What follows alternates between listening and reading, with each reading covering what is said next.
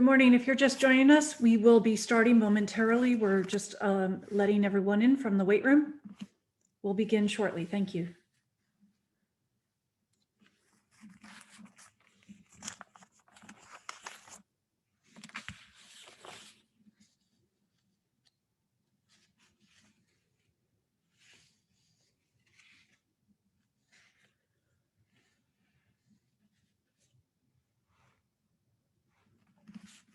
If you're just joining us, we'll begin shortly.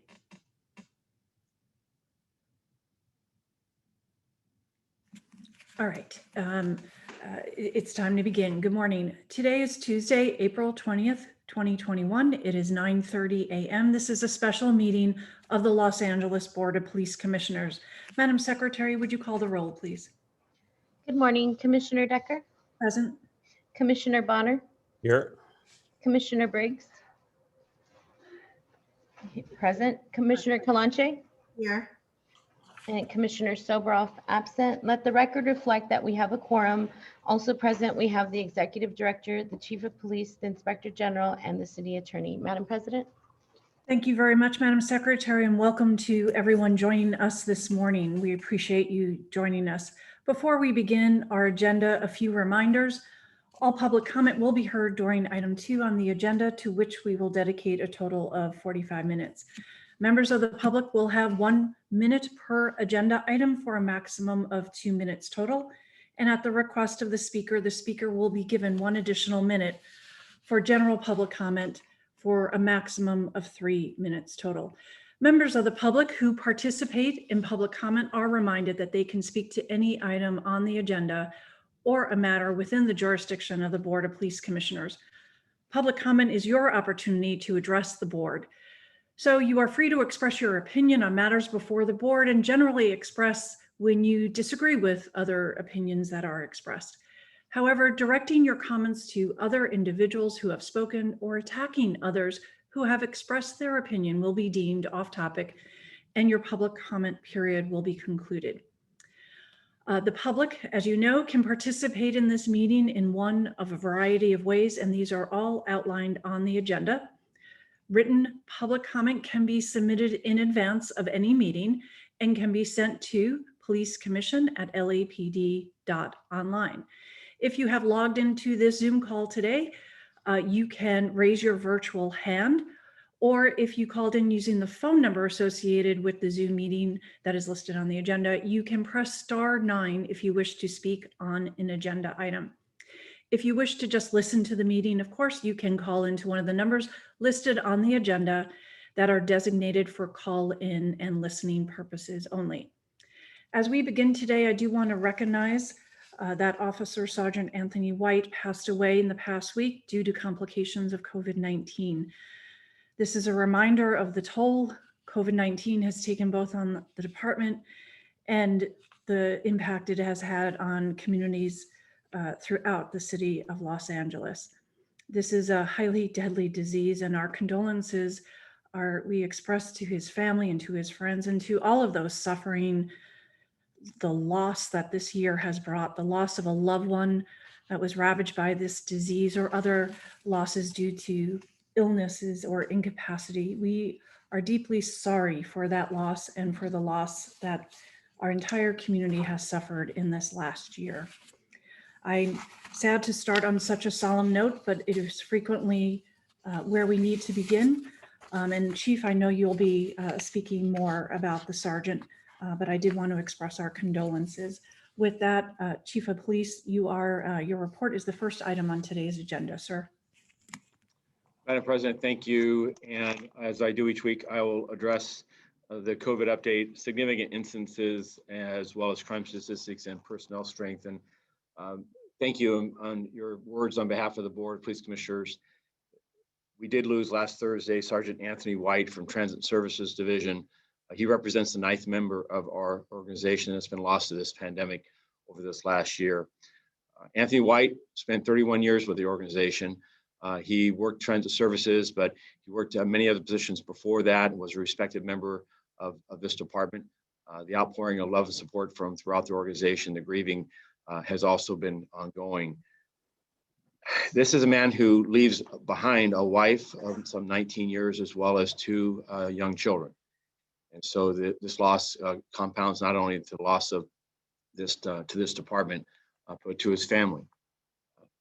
We will have memorial services in the coming weeks, and I'll close by saying that the loss of this man is significant in that his every purpose in life was to serve, and it ended up costing him his life.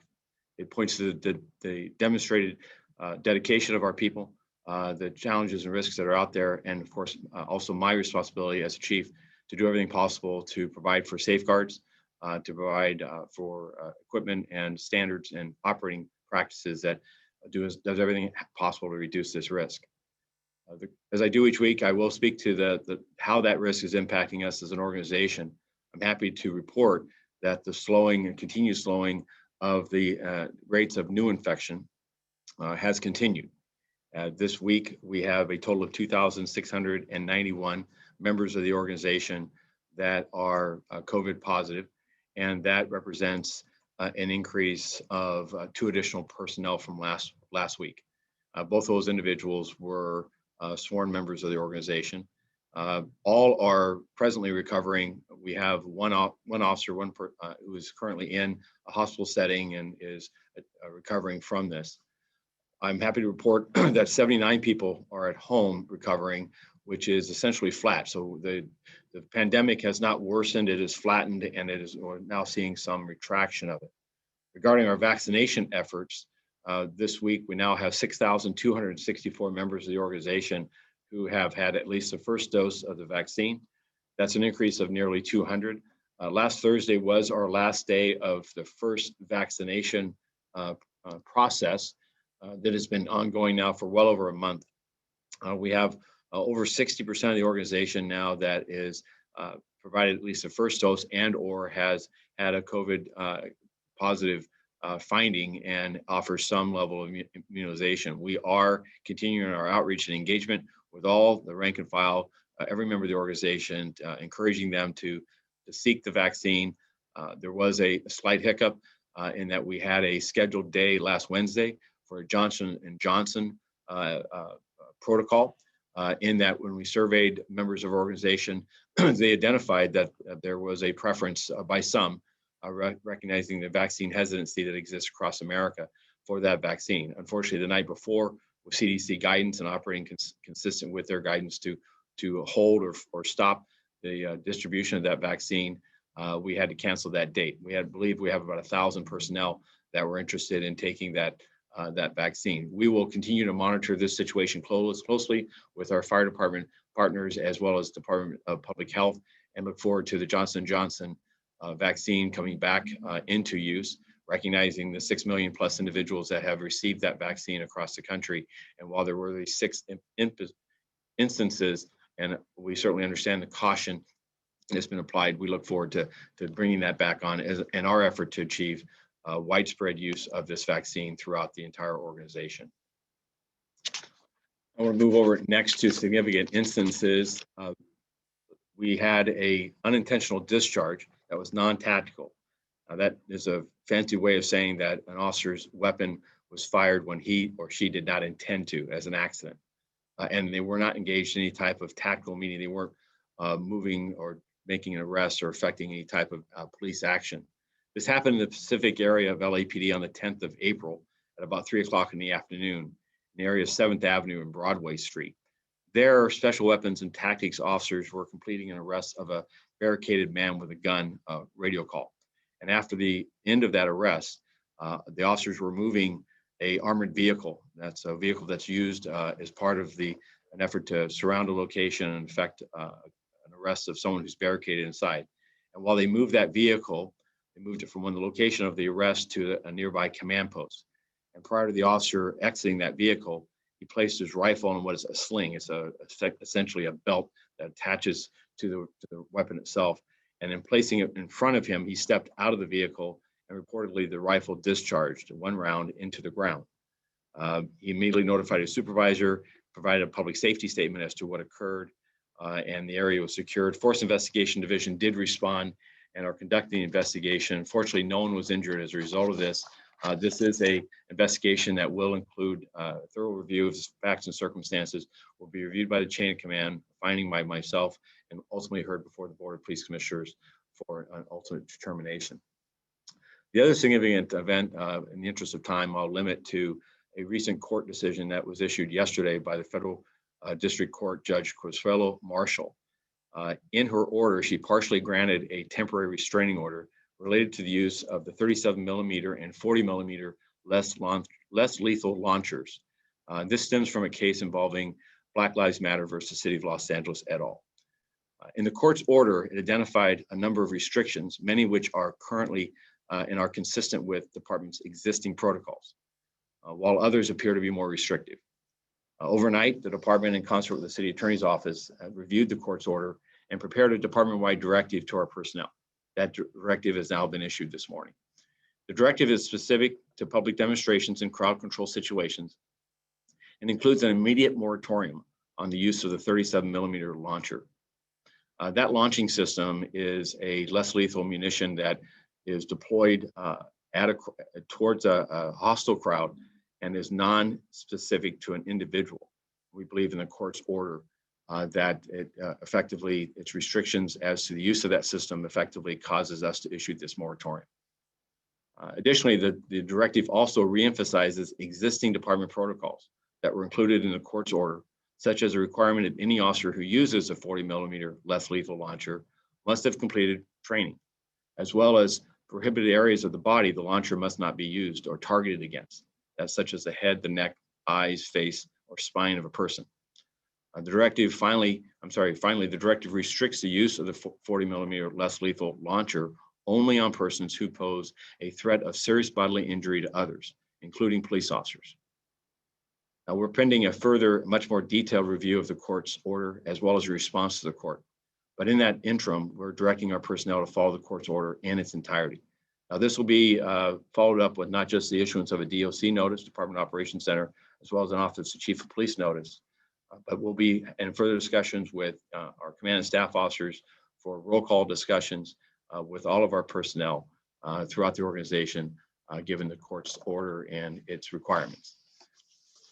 As we transition to our crime statistics, as I do each week, and we have a overall Part 1 crime reduction, meaning the major crime categories that are tracked universally across the country. We show a 7% reduction in Part 1 crimes. This is violent and property and all the categories. Categories that are increasing, however, are homicides, aggravated assaults, and GTA.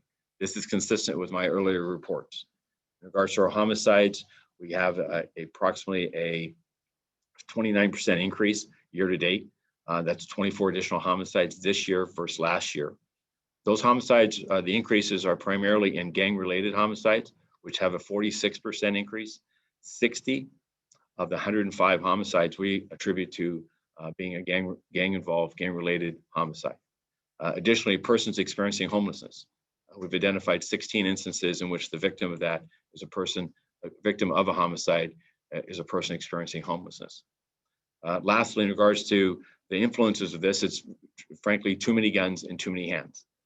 We see the number of shots fired, victim shots, increase this year over last, a 76% increase. That's 184 additional victims of being shot by a gun versus same time last year. Our efforts in reducing this includes the gang reduction youth development outreach community intervention workers, certainly our youth programs, our efforts with community-based organizations to counter the violence, to find alternatives to violence, and we'll continue to invest in those. And I'm happy, and I'm pleased to say that our reports from those intervention workers is that their outreach is increasing given the aperture of our society opening back up as we exit this pandemic.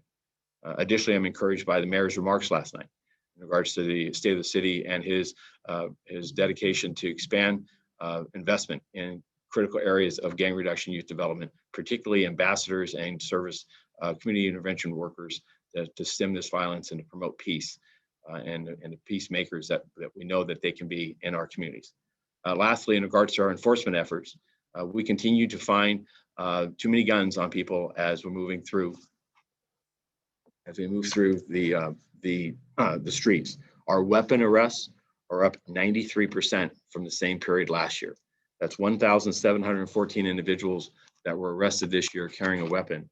And that's just for those weapons. This is not individuals that are arrested for a robbery or perhaps an ADW or even a homicide.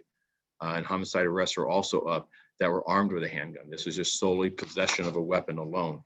And that number was 887 last year. Finally, I'll move over to personnel strength. And we have a total of 9,574 individuals, sworn members of the organization. That's 177 below our budgeted amount for fiscal year 2021. And we have 2,791 civilians, which is 59 fewer individuals than were budgeted for this current year. I have not seen the mayor's released budget proposal for fiscal year 21-22. As I said yesterday in a town hall, I'm hopeful that it will meet the budget that this commission approved and forwarded to the mayor, which would hold our staffing at 9,751 civilian sworn personnel and the 2,850 civilian. Those critical staffing issues, I believe, sets the organization, positions us well to support the mayor's focus on expanding alternative services and finding alternative means in which to support public safety without requiring the presence of a police officer. And so I look forward to any questions or concerns or remarks, and that concludes my report. Thank you, Chief. And just to confirm with our city attorney, who is on the line, if we have questions regarding the current status of the court proceeding, I think that we should not ask those questions and work with you to schedule a closed session if need be. Is that correct? That's correct. It'd be appropriate for closed session, which we can do at some point. Okay, very good. I'd like to follow up on that, Commissioner Decker, if you don't mind. Go ahead, sir. My question to the city attorney then is, with respect to the temporary restraining order, not so much as to whatever legal process may play out with the court, but more with regard to policy that we may, as a commission, take from what the court has done. I presume that is not something that we need to discuss in closed session, is it? That's not something you would discuss in closed session, but it's not something you would discuss today either, because it's not on the agenda. So you can What is on certainly, the agenda, I beg to differ with you, Mr. De La Guerra, but what is on the agenda is we have upcoming the police's or the department's report back to us on priority recommendations from the after action reports. And that's due next week. We just got a court order that kind of speaks to those after action reports. And in fact, I raised it last week. And it was part of one of the recommendations. So are you telling me that I can't have that discussion with the chief right now as to whether or not the TRO that was recently issued, we should look at that as to whether or not it should be a policy recommendation for the department, and consider that next week when the department reports back to us on the priorities of the recommendations and the policies that are made? you've just said that. You can say that. You can't have that discussion until next week. That is correct. I can ask the chief to consider that. To fold that into that discussion. Absolutely, yes. Then that's what I would like to ask the chief to do. With respect to the TRO that the judge just issued, next week I understand that there will be an after action report looking at all the recommendations that were made, prioritizing those. And with respect to this TRO that was issued by the judge, consider that as a potential policy in moving forward, dealing with crowd control for these First Amendment demonstrations. Very well. Thank you, Commissioner Briggs. That'll be part.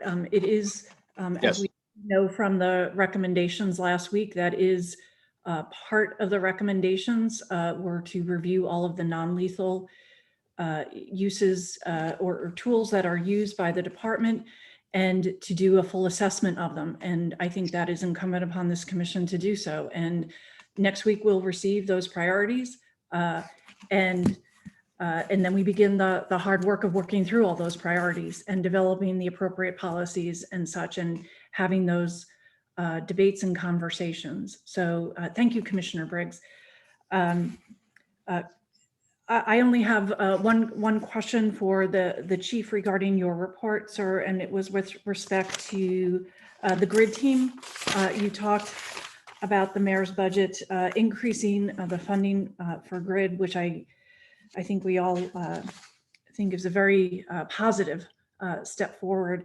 My question to you was if you could give us a brief update. We've talked about the grid teams and the impact on them the last year and their abilities, given COVID, to be out and to get vaccinated and all of that. I wonder if you could give us a current status of the amount of grid engagement at this moment, given the pandemic. How have they been bouncing back? And what is your perception of their ability to engage right now? Are they on their way back into integrating into the work of the city and the department and the needs of the community? Yes, there are some core functions that they maintained, and that is the communications with us, generally remotely. The in-person meetings were impacted by COVID during this most severe time. But those weekly meetings with our personnel continue, as does the exchange of information, including crime information, particularly violent crime, so that their providers are aware of where instances are beginning to brew. Now, of course, to some degree, they're in those communities and they're aware of them anyways, but there's a lot of rumor control that we provide by providing information that they can help rumor control as to what people are saying on the street versus what we know about or what we're aware of. The greatest area that's continues to be impacted is hospital visits. Hospital visits continue to be very restrictive. And while they're not as restrictive as they were, say, 6 months ago, where there was absolutely no visits, generally individuals from grid, community intervention workers are still generally prohibited from visiting bedside or making those sites, being inside those type of sites. That is our greatest impediment. The second one is, as the parks remain generally closed and activities there, is that it's impacted their ability to do outreach. Now they have made up, like everyone else, innovation. These challenging times was cause for innovation, where they've done pick up and goes, food giveaways, and supporting gestures at parks where the drive-throughs and so forth has gone on. But what we're continuing to pursue is a vaccine for all members who are willing to take it, so that they can improve their resilience and their confidence that when they're in the street and they're encountering others, that they have some protections for that. So we continue to work with the mayor's office and the providers to ensure that they're currently anyone 16 or older, as you're aware, in LA County has access to a vaccine. And so the earlier effort was as an essential worker, was to prioritize them. And now we just continue to encourage them. So the reports that we receive ongoing, there's lastly an additional effort by some council offices, a few offices, to have an additional set of funding for community intervention workers that overlay, if you will, the existing contracts from the grid office. And our conversation, I believe, was a week and a half, maybe 2 weeks ago, to facilitate the buildup of those additional resources to ensure that they were looped in to the larger grid organization and with the interim director, and that they marry up and that there's synergy between this added work of the and dedication of the council office of additional funding for this third group. All right, very good. Thank you, Chief. Other questions from commissioners? Please just open your mic if you have a question for the Chief of Police. I see no open mics. We thank you, Chief. That concludes the Chief's report. Let me open up the public comment period and ask the Secretary of the Commission to open up public comment and call the first speaker, please. Okay, our first speaker is Justice, followed by Zach Sherwin.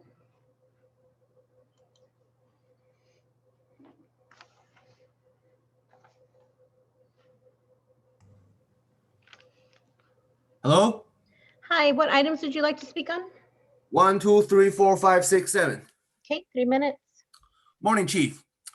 All right, I'm very concerned in Los Angeles right now, and then even though even though I don't have enough education to determine, but since it's my public comments, I will just want to recommend get all of the National Guard ready, get all of the officer ready, get all of the deputy sheriff ready, and everyone them of ready, since right now there are several congresswomen, and then there are several public officials are saying some sort of we will not accept anything other than a guilty verdict. That is very, very concerning. Especially we see what happened last year in May, last year all over the country, and then especially we see the 1992 verdict or whatever.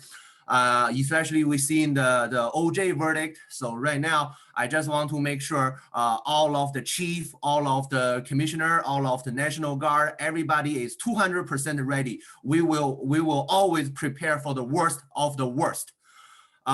Next one, I want to ask something. I'm not really sure anyone is familiar. There's there's a Asian flavor condiment. It's called a vinegar. I never had any issues regarding. Sir, you're off topic. We're gonna please get on topic, or I move to the next speaker, please. Okay, yes, go ahead. You always disconnect me. I'm not afraid of that. So right now in the public, when I'm going to the restaurant, and then just because I said, can I have some extra vinegar? All right. And then I receive insults, and then I receive.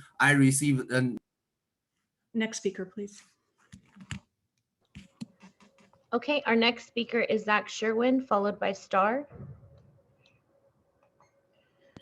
Yes, good morning. I'd like to speak to all items. Okay, 3 minutes. Thank you. I'll begin with Chief's report. I just hear and watch Chief Moore begin speaking, and you know, as much as I'm hearing the words that he's saying, I'm also on another level just watching him speak, and the feeling I have is a mixture of contempt and also just a kind of a head shaking amount of disbelief that a person who's failed so dismally at his job you know, is still in it. From the initial taint of the drop scandal that accompanied him coming into this role, to, you know, advertising on Breitbart, lying about traffic stops, falsifying gang databases, racial bias complaints, ignoring out of policy rulings from this commission, the George Floyd Valentine, LAPD officers at the Capitol comparing Black Lives Matter to the Proud Boys, saying that George Floyd's death is on the hands of protesters, you know, on and on and on. It's just clear that someone who's failed this dismally at their job doesn't belong in it. And commissioners, you know, it's within your power to initiate the process of getting this man out of his job. And so the fact that you don't do that just is evidence of your complicity, of the culpability, the fact that all this is on your hands too. So there's that. Speaking to item 3B, you know, these reforms that are on these agendas, they lead to expansion of the LAPD, and the community has spoken overwhelmingly. It's not reform. We want this police department, Freudian slip, defunded. So the community doesn't need any more reform. It's not what's being asked for. Public comment. When do you intend to start having in-person meetings again in the interest of openness and transparency that presumably you would want to embody as the citizen's voice in police affairs? I would think you might provide us with an update on what your thinking is with regards to this. And Commissioner Decker, you opened today's meeting with a poignant speech about the toll COVID-19 has taken on the department and the impact it's had on communities throughout Los Angeles. And you lamented the loss of life. And it's lamentable, but I will just point out that the coronavirus is a mindless, amoral pathogen, while the police officers that you're in charge of are conscious human actors and therefore, at least in theory, infinitely more accountable for their actions, and they kill people and they hurt people. So while you may perform reverence for human life by speaking in those hushed and solemn tones, you and this board enable the excesses of the police department, and you ply them with funding, and it all reveals the hollowness of your sentiments. I yield the rest of my time. Okay, thank you. Next, we have caller ending in 3146. It looks like Star dropped off, followed by Charlie Mims.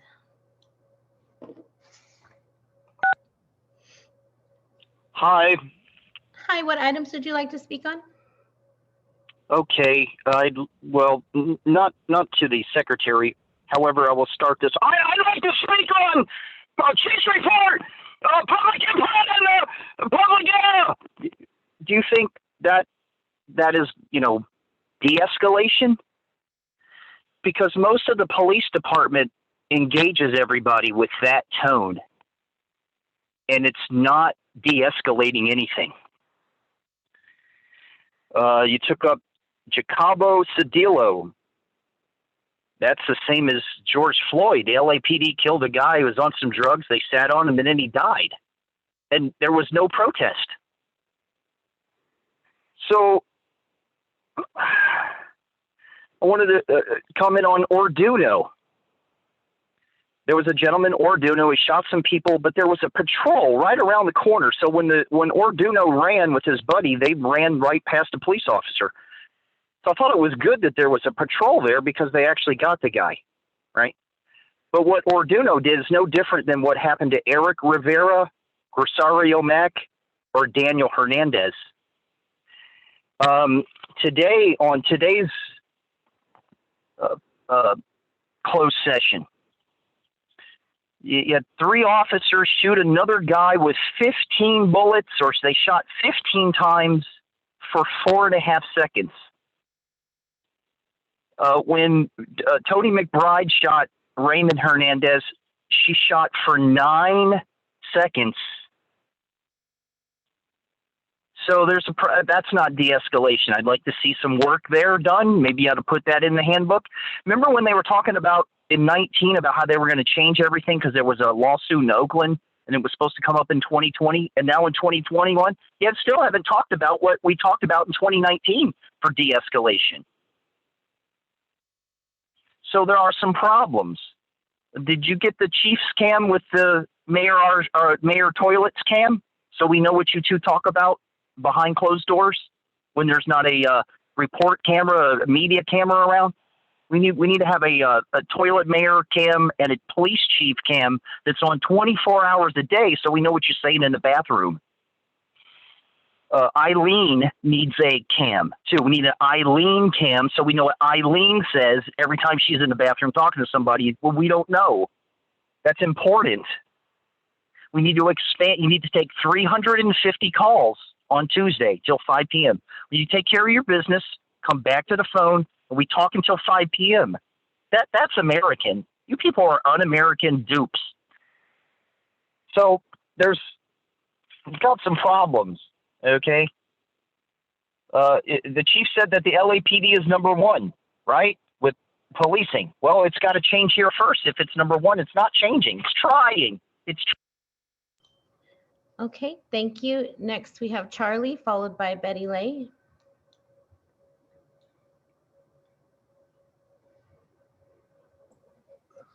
Can you hear me?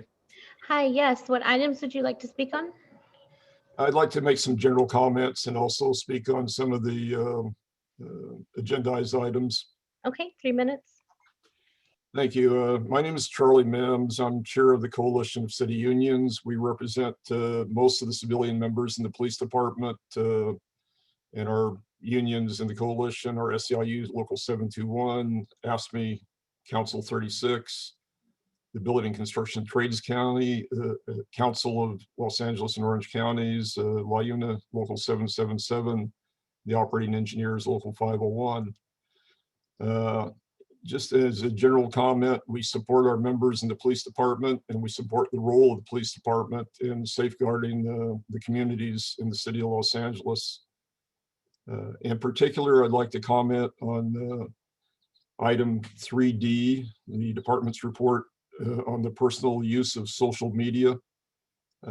We had one meeting on that last week, made some suggestions for, or let the human resources folks know what our concerns were about the new social media policy. They indicated that it was being fast-tracked to the police commission. And subsequently, we got a revised policy. We haven't had time for another meeting to go over that revised policy. So what we'd like to ask is that this be, at least insofar as the policy affects civilian employees in the department, that it be pulled from consideration by the commission today to give us time to have another meeting with the human resources folks from the police department and make sure that it's the best policy that can be and iron out any concerns that we have. So thank you very much for your time.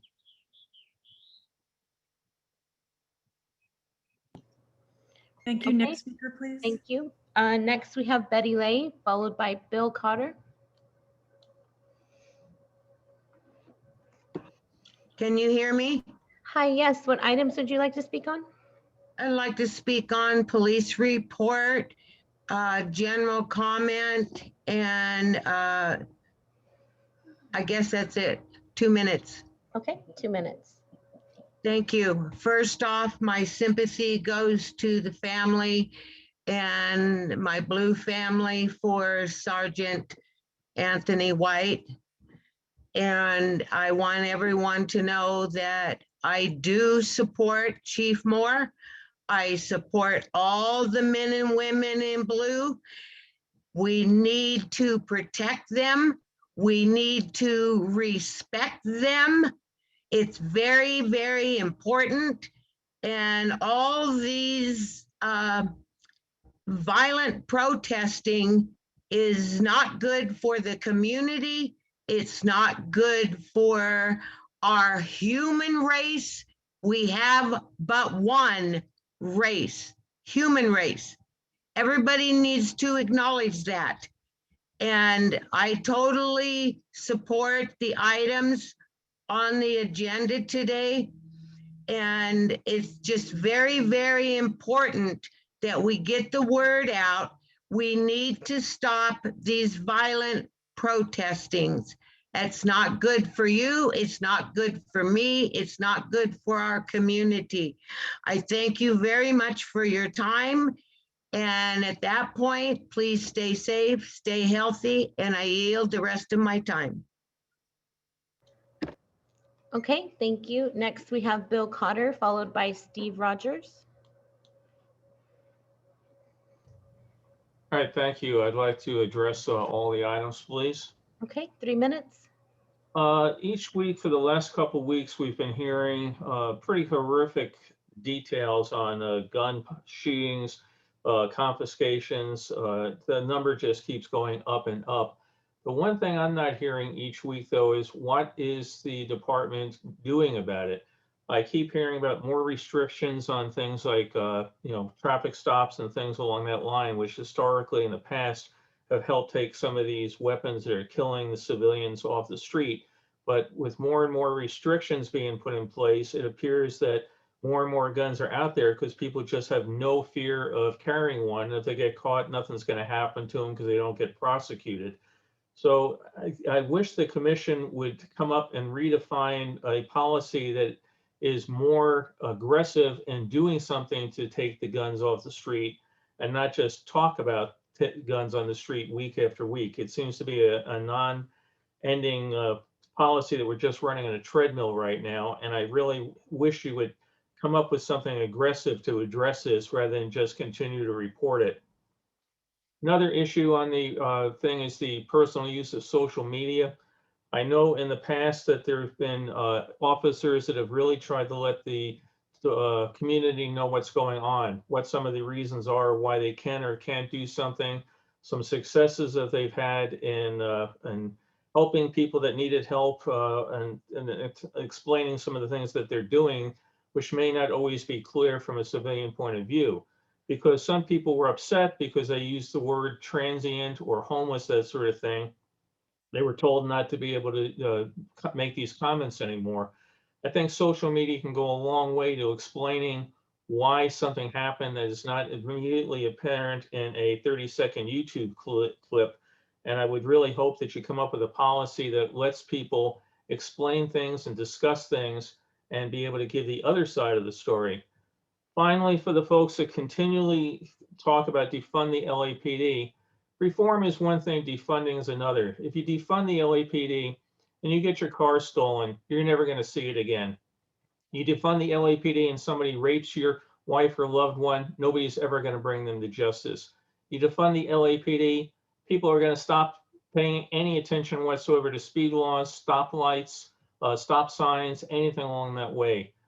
Improving the system is one thing, throwing the system out is another thing, which is totally, absolutely, positively ludicrous, and it just doesn't even bear the time to discuss it. Thank you, and I yield my time. Okay, thank you. Next, we have Steve Rogers, followed by Hamid Khan.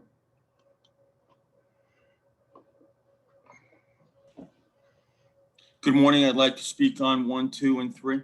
Okay, 3 minutes. First, I'd like to offer my condolences to the family of Sergeant Anthony White and his LAPD family. Condolences and prayers for him and the families. The chief started off by saying that every week he gives a report. He did not give a report last week. I just want to point that out. It was very much missed. And so that was an inaccurate, a false and misleading statement. Just call that to the record. I don't have anything personal against the chief, but he needs to be accurate. And we look forward to his reports every week on what's going on with the department in terms of the incidents and the status of the department. With regard to the hate crimes, the anti-Asian hate crimes, I'd like the commission to ask the question of the chief and the captains of the various divisions, what officers do they have in the Asian communities that actually speak their languages? For example, in Chinatown, do you have a footbeat that actually can speak the language of the people there, whether it's Chinese, the different dialects, Vietnamese, Koreatown, are there officers in Koreatown who can speak Korean? Are there officers in Little Tokyo that can speak Japanese or are familiar with the Japanese culture at a minimum? What about Thai Town? What about the different communities? I think it's important that if you're going to have real outreach, then you have officers who can actually perform the outreach in the form of footbeats. Footbeats get out there, they see what's going on. They give a sense of safety to the community. I was informed recently by LAPD officers that the footbeats in Central Division are no longer assigned to actual locations on a regular basis. That would impede the ability of community policing. You need consistent footbeats so that relationships can take place and communication can take place. So also justice in the very beginning of this public comment was cut off. I think he was going in the direction of talking about a hate incident regarding his experience in restaurants and requesting vinegar. Let the man speak. We don't know where he was going. He might have been using some kind of a example. So I'd like to call attention to that. And I will yield my time. Thank you. Okay, thank you. Next, we have Hamid Khan, followed by Adam.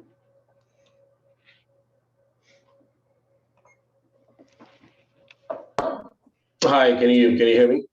Hi, yes. What items would you like to speak on? Yes, all items, please. Okay, 3 minutes. Yeah, first I'd like to just start my comment by saying that what we just saw is a classic example of how conversations turn out post-reforms. We've seen the same thing like we just saw where with Commissioner Briggs going back to the city attorney that, will run the restraining order, whether what is legal, what is not, where should we shoot, where should we not shoot. And we've seen this drama go on for decades now, that, that reforms are instituted and then they become this major issue around the whole bureaucracy. So what they do is instead, is rather than stopping the violence, they create these massive bureaucratic quagmires and surveillance bureaucracies that have these conversations. And in the meantime, people are getting harmed, people are getting killed, people are being violated. So it's clearly that's why we call for the abolition and defunding of police. And for the gentleman who called about reform versus defunding, we have 46 police departments in LA County. We have LAPD. We have the Sheriff's Department. Rapes have not stopped. Car thefts have not stopped. Murders have not stopped. These are society's issues. You can't police your way out of these problems. These are things that need to be dealt by the community. And you cannot just do a top down and just always think about like this is one way, the only way of stopping this crime or these kind of actions. Lastly, I want to just talk about item 3E about this $700,000 grant about bringing back in the same pseudoscience, the same BS that we saw with Craig Uchida in Operation Laser and Greg Moeller around predictive policing. Craig Uchida, just in an article in Smart Policing in 2014, even said that, and he wrote, and I quote, that importantly, LAPD has become a laboratory for researchers.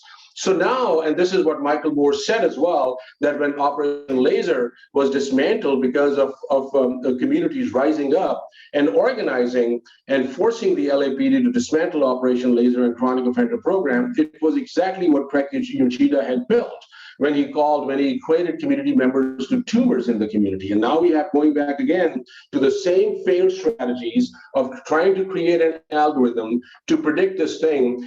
And we're going to bring in Greg Moeller again, who was one of the co-creator of predictive policing and Predpol, along with Jeff Ranthingam.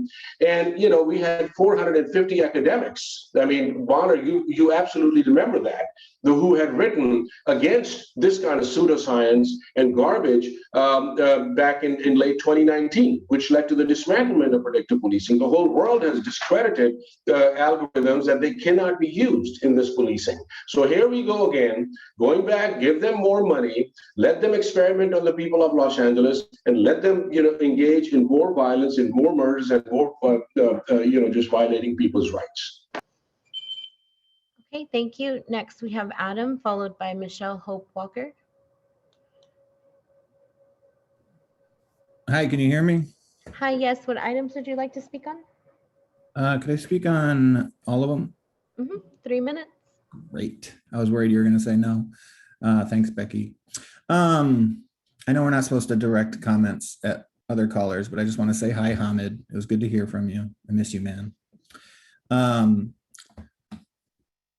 Yeah, I just, in hearing you all, well, Chief particularly, speak about these reforms and how LAPD, regarding the lawsuit from BLM, I heard the Chief say that, LAPD already, pretty much adheres to these standards and yada, yada, yada about, when an officer is attacked or, these very supposed narrow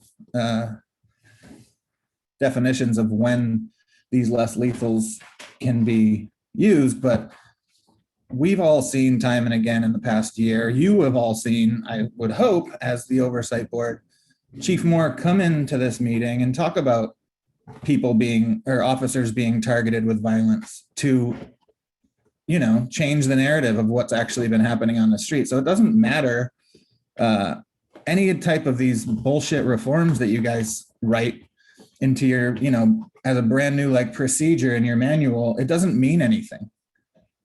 And I know you all know that, but we all know that too. And I think that's the most important part. So you can keep writing brand new procedures and say, we're following this, and this reform is going to stop us from doing that. But you have officers, that's the culture of policing is to control and harass and surveil and harm the public. And no amount of words on a piece of paper are going to change that. And you all know that. So it's just, listening to Word Salad McGee come in here every week and talk about well, we're already doing this and we're already doing that and we're definitely going to do that. So yeah, we're pretty much there. It's just laughable. So, I know that, Steve Soboroff and others on this board try to laugh people out of the room talking about defunding and dismantling the police. But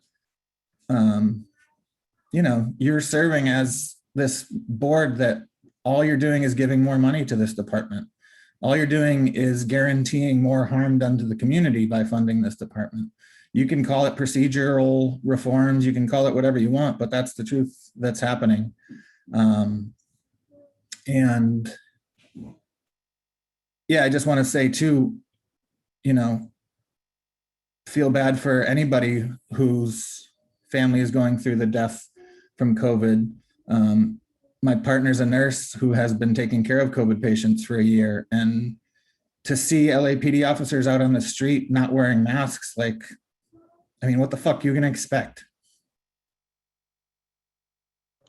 Okay, thank you. Next, we have Michelle, followed by Rudy Melendez. Hello, can you hear me? Hi, yes. What items would you like to speak on? Yes, I guess it's like 1, 2, I guess I'll say all. Okay, 3 minutes. Okay. I'm a Black woman, and my key concern is that I had a hate crime done towards me in a Koreatown, and I've been here for 11 years. And the challenge was I had a challenge reporting it. I went to my car, someone had broken my car. They didn't steal anything. They just put paper in my car, and they left a note specifically where I could see it saying that no slaves allowed and different things like this. And I have been in my apartment complex, which is a locked apartment complex. Just curious on how people have gotten in here. But anyway, they left a note talking about no slaves, and it's very racial against Black people, and I'm Black. And so it scared me to the point that if they can get into my locked building and my locked car, and bring it to my car and leave this note, you know, what else can I do? So I went straight to my LAPD Olympic division, and I had the most challenging, not understand COVID protocols. But officers walked right past me. They didn't even come to the door to see what was going on. Somebody could have been after me. They just, you know, I was calling the police at the same time. I got put on hold. So I just ended up leaving from there. And then I seen a police officer. So I went to them, they were at the store, and I said, this just happened to me. Can I file a report, or how can I go about? And they didn't tend to care either. So it made me think about that it's hard for Black women to get the help of police in helping them. But when I walk down the street in my Koreatown, just going to the store or something, I have a car, but of course, I walk to the store because it's close. There will be police sort of following me. The helicopters hover around me. So it's like if they think I'm doing something wrong, or if they're trying to make sure I'm not doing nothing wrong, their police are everywhere. But when I'm trying to report a crime done to me, I can't even get a report in. So I was concerned about that. And I would ask that Chief Moore could please help watch over the hate crime, because I finally did get a chance to get it reported.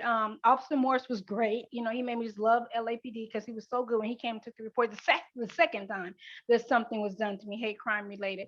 So Chief Moore, if you could please watch over my case. I have tweeted a lot to him. I hadn't got a response. I had to email the police department. When I emailed them, they never did, when they responded to me, they never did say, oh, we're sorry that we never did respond to that. Go back to the Olympic Police Department. And then you had one lady just dancing with me. I don't know if because I'm Black outside the door asking you to come to the door, if that meant I wanted to dance. No, I was trying to report this a crime that was done to me.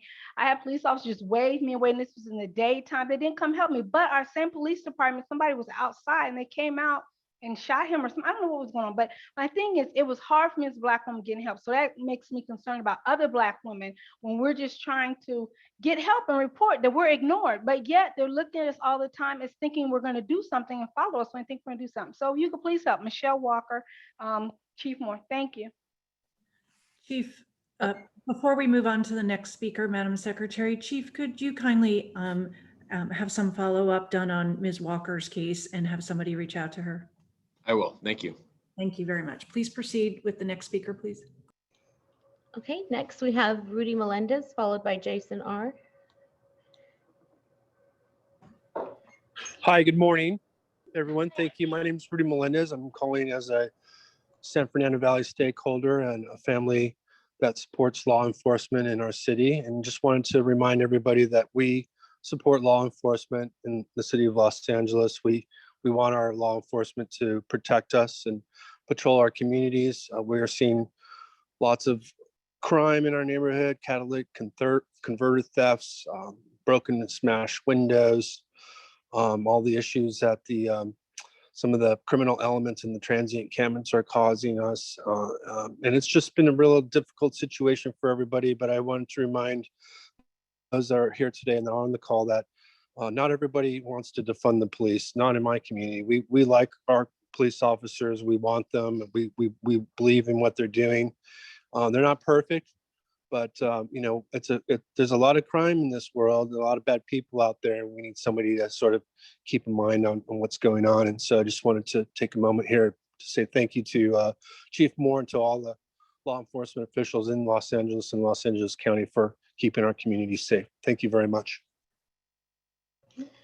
Okay, thank you. Next, we have Jason R., followed by caller ending in 7742.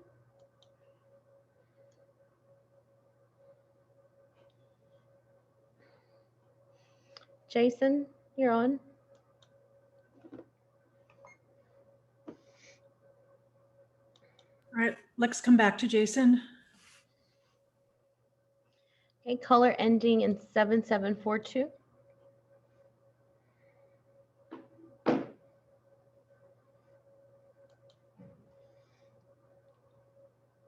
Caller. Hi, good morning.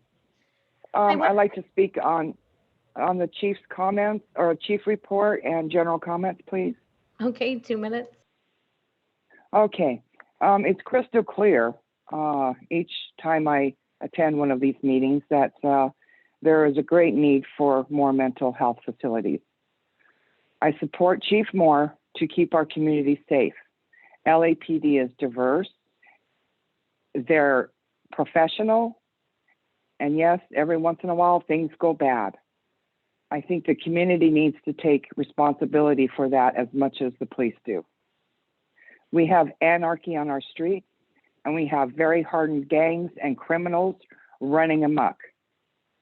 The anarchy, the riot, the destruction, the deaths, the injuries during these, quote, peaceful protests finally has been determined that these aren't peaceful protests. And I'm glad to see that illegal assemblies are being called. That's all I want to say. We don't want to defund our police. We need to help our police do their job, not have every societal ill fall on their shoulders. Yes, there are things community members can do, and I think if the community actually works with the police, we'll be far more better for it. That's all. Just please fund our police, don't defund. Thank you. Let's see if Jason R. is still there.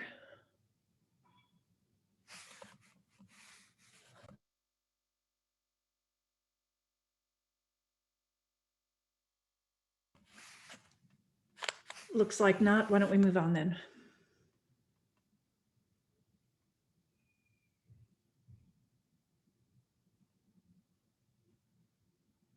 Who's our next speaker, Madam Secretary? Adam Rose, followed by Star.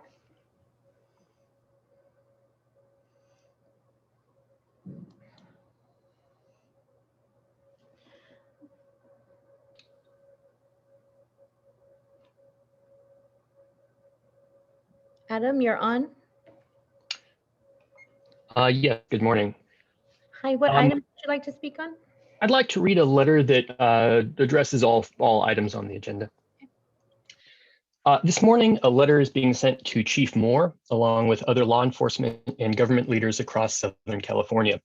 It's being signed by a cross-section of local journalism organizations, and more are likely to endorse it in the coming days. Combined, these groups represent thousands of journalists in the region, most here in the city of Los Angeles.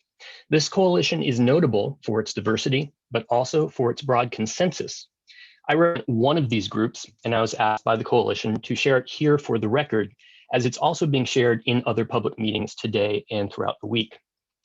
The letter reads, in most part, Los Angeles and other major cities have seen a resurgence in protests against police brutality over the past year, which have resulted in a series of incidents involving police officers and journalists assigned to cover these demonstrations. Journalists in Southern California and elsewhere have been detained, tackled, sprayed with tear gas, hit with rubber bullets, and arrested, preventing them from providing the public with urgently needed information and putting their health and safety at great risk. Law enforcement officers and government agencies more broadly must not interfere with journalists as they work to provide accurate information on these protests and law enforcement's responses to them. Now, a cross-section of these Southern California journalism organizations has come together to demand steps to safeguard that work. Specifically, end the practice of detaining and arresting journalists who are covering events in areas where officers have issued a dispersal order or declared an unlawful assembly. Journalists must be able to witness and report on what happens during these important police actions. Agree to ensure media have both sight and sound access to any major event. Ensure that media credentials are not required for news outlets, freelancers, or student journalists to cover demonstrations. Impress upon frontline supervisors that individuals who self-identify as journalists while acting in a news gathering capacity must be afforded full access. Recognize that news gathering is squarely protected by the First Amendment, with courts around the country finding that laws requiring journalists actively engaged in news gathering activities to disperse raise serious constitutional concerns. And last, understand that journalists play a vital role as surrogates for the public in witnessing the way police effectuate dispersal orders. Our organization leaders are requesting a face-to-face meeting to discuss these issues. We are confident that these issues can be resolved and that the First Amendment freedoms can be safeguarded in Southern California. Thank you for your time. Okay, thank you. Next, we have Madam Chair, if I might, Madam President, if I might. Yes, Chief, go ahead. Just given the crucial nature of this, I would invite that last speaker. I'm happy to sit down and meet with him as part of our media team, and would look forward to the opportunity at the earliest opportunity. Thank you. And I'll add a little more time to our public comment period since we've interrupted it a few times. Madam Chair, Madam Secretary, the next speaker, please. Okay, and our next speaker is Star, followed by Abdul Johnson.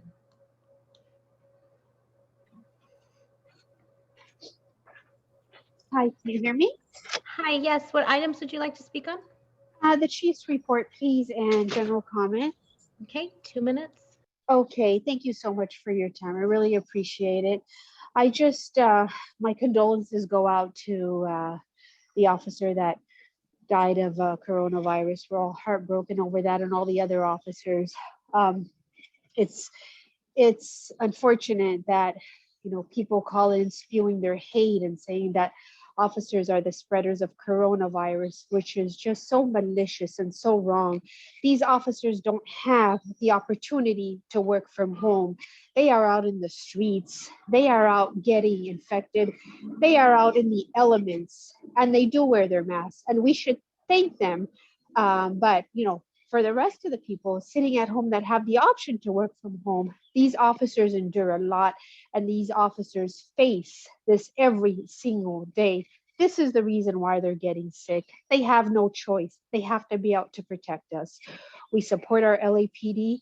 We support Chief Moore. Thank you, Chief Moore, for supporting our officers. Please continue to do so. We're all on edge as to what can happen the next week or so. This has taken an effect. LA has become an embarrassment around the world with the crime and the hate and the violence that's going on. Sorry, can you hear me? Yes, we can. Go on. I apologize, my earpiece fell out, but it's become an embarrassment. We are not safe in our own city, and these officers are out there doing the dirty work for our elected officials and enduring every single week. They can't get a break. They're damned if they do, they're damned if they don't. They're told, they're doing what they're told, and they're the ones that endure the lawsuits and the news media and the Times with all false accusations that LAPD is violent and hurting protesters. Not true. It's the officers that are getting hurt. It's the officers that are being violated, and this needs to stop. We support them. Okay, thank you. And our next speaker is Abdul Johnson.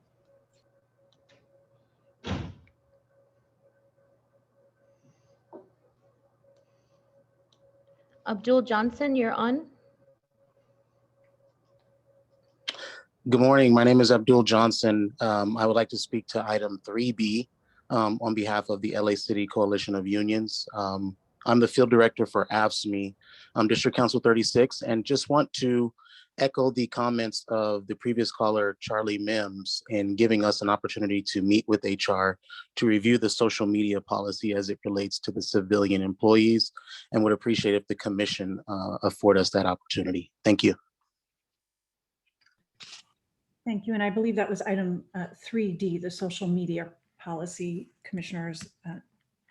I heard B, I could have misheard, but just for clarity. All right, thank you. Madam Secretary. Okay, Madam President, there are no other speakers with their hands raised.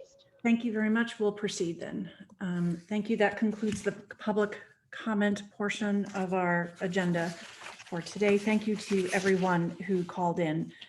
We do very much appreciate it.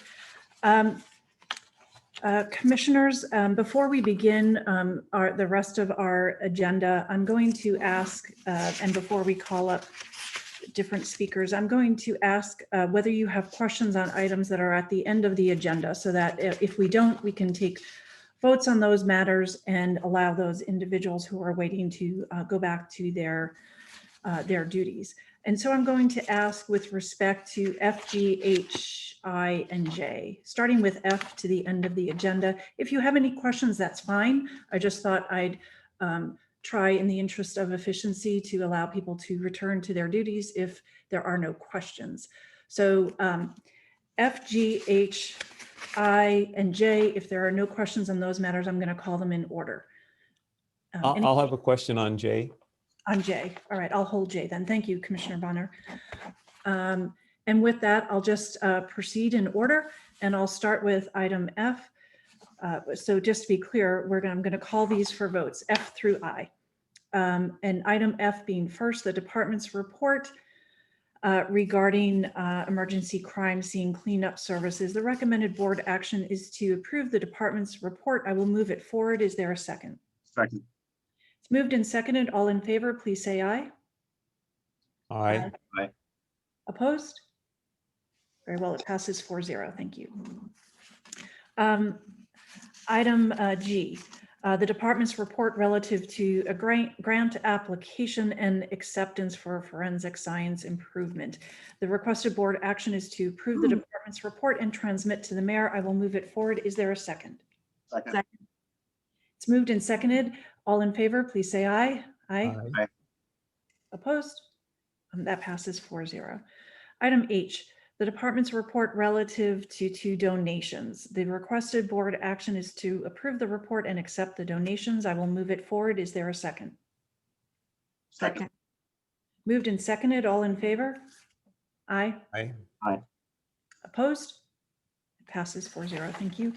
And with respect to item I, the department's report relative to a number of donations, and the requested board action is to approve the report and accept those donations.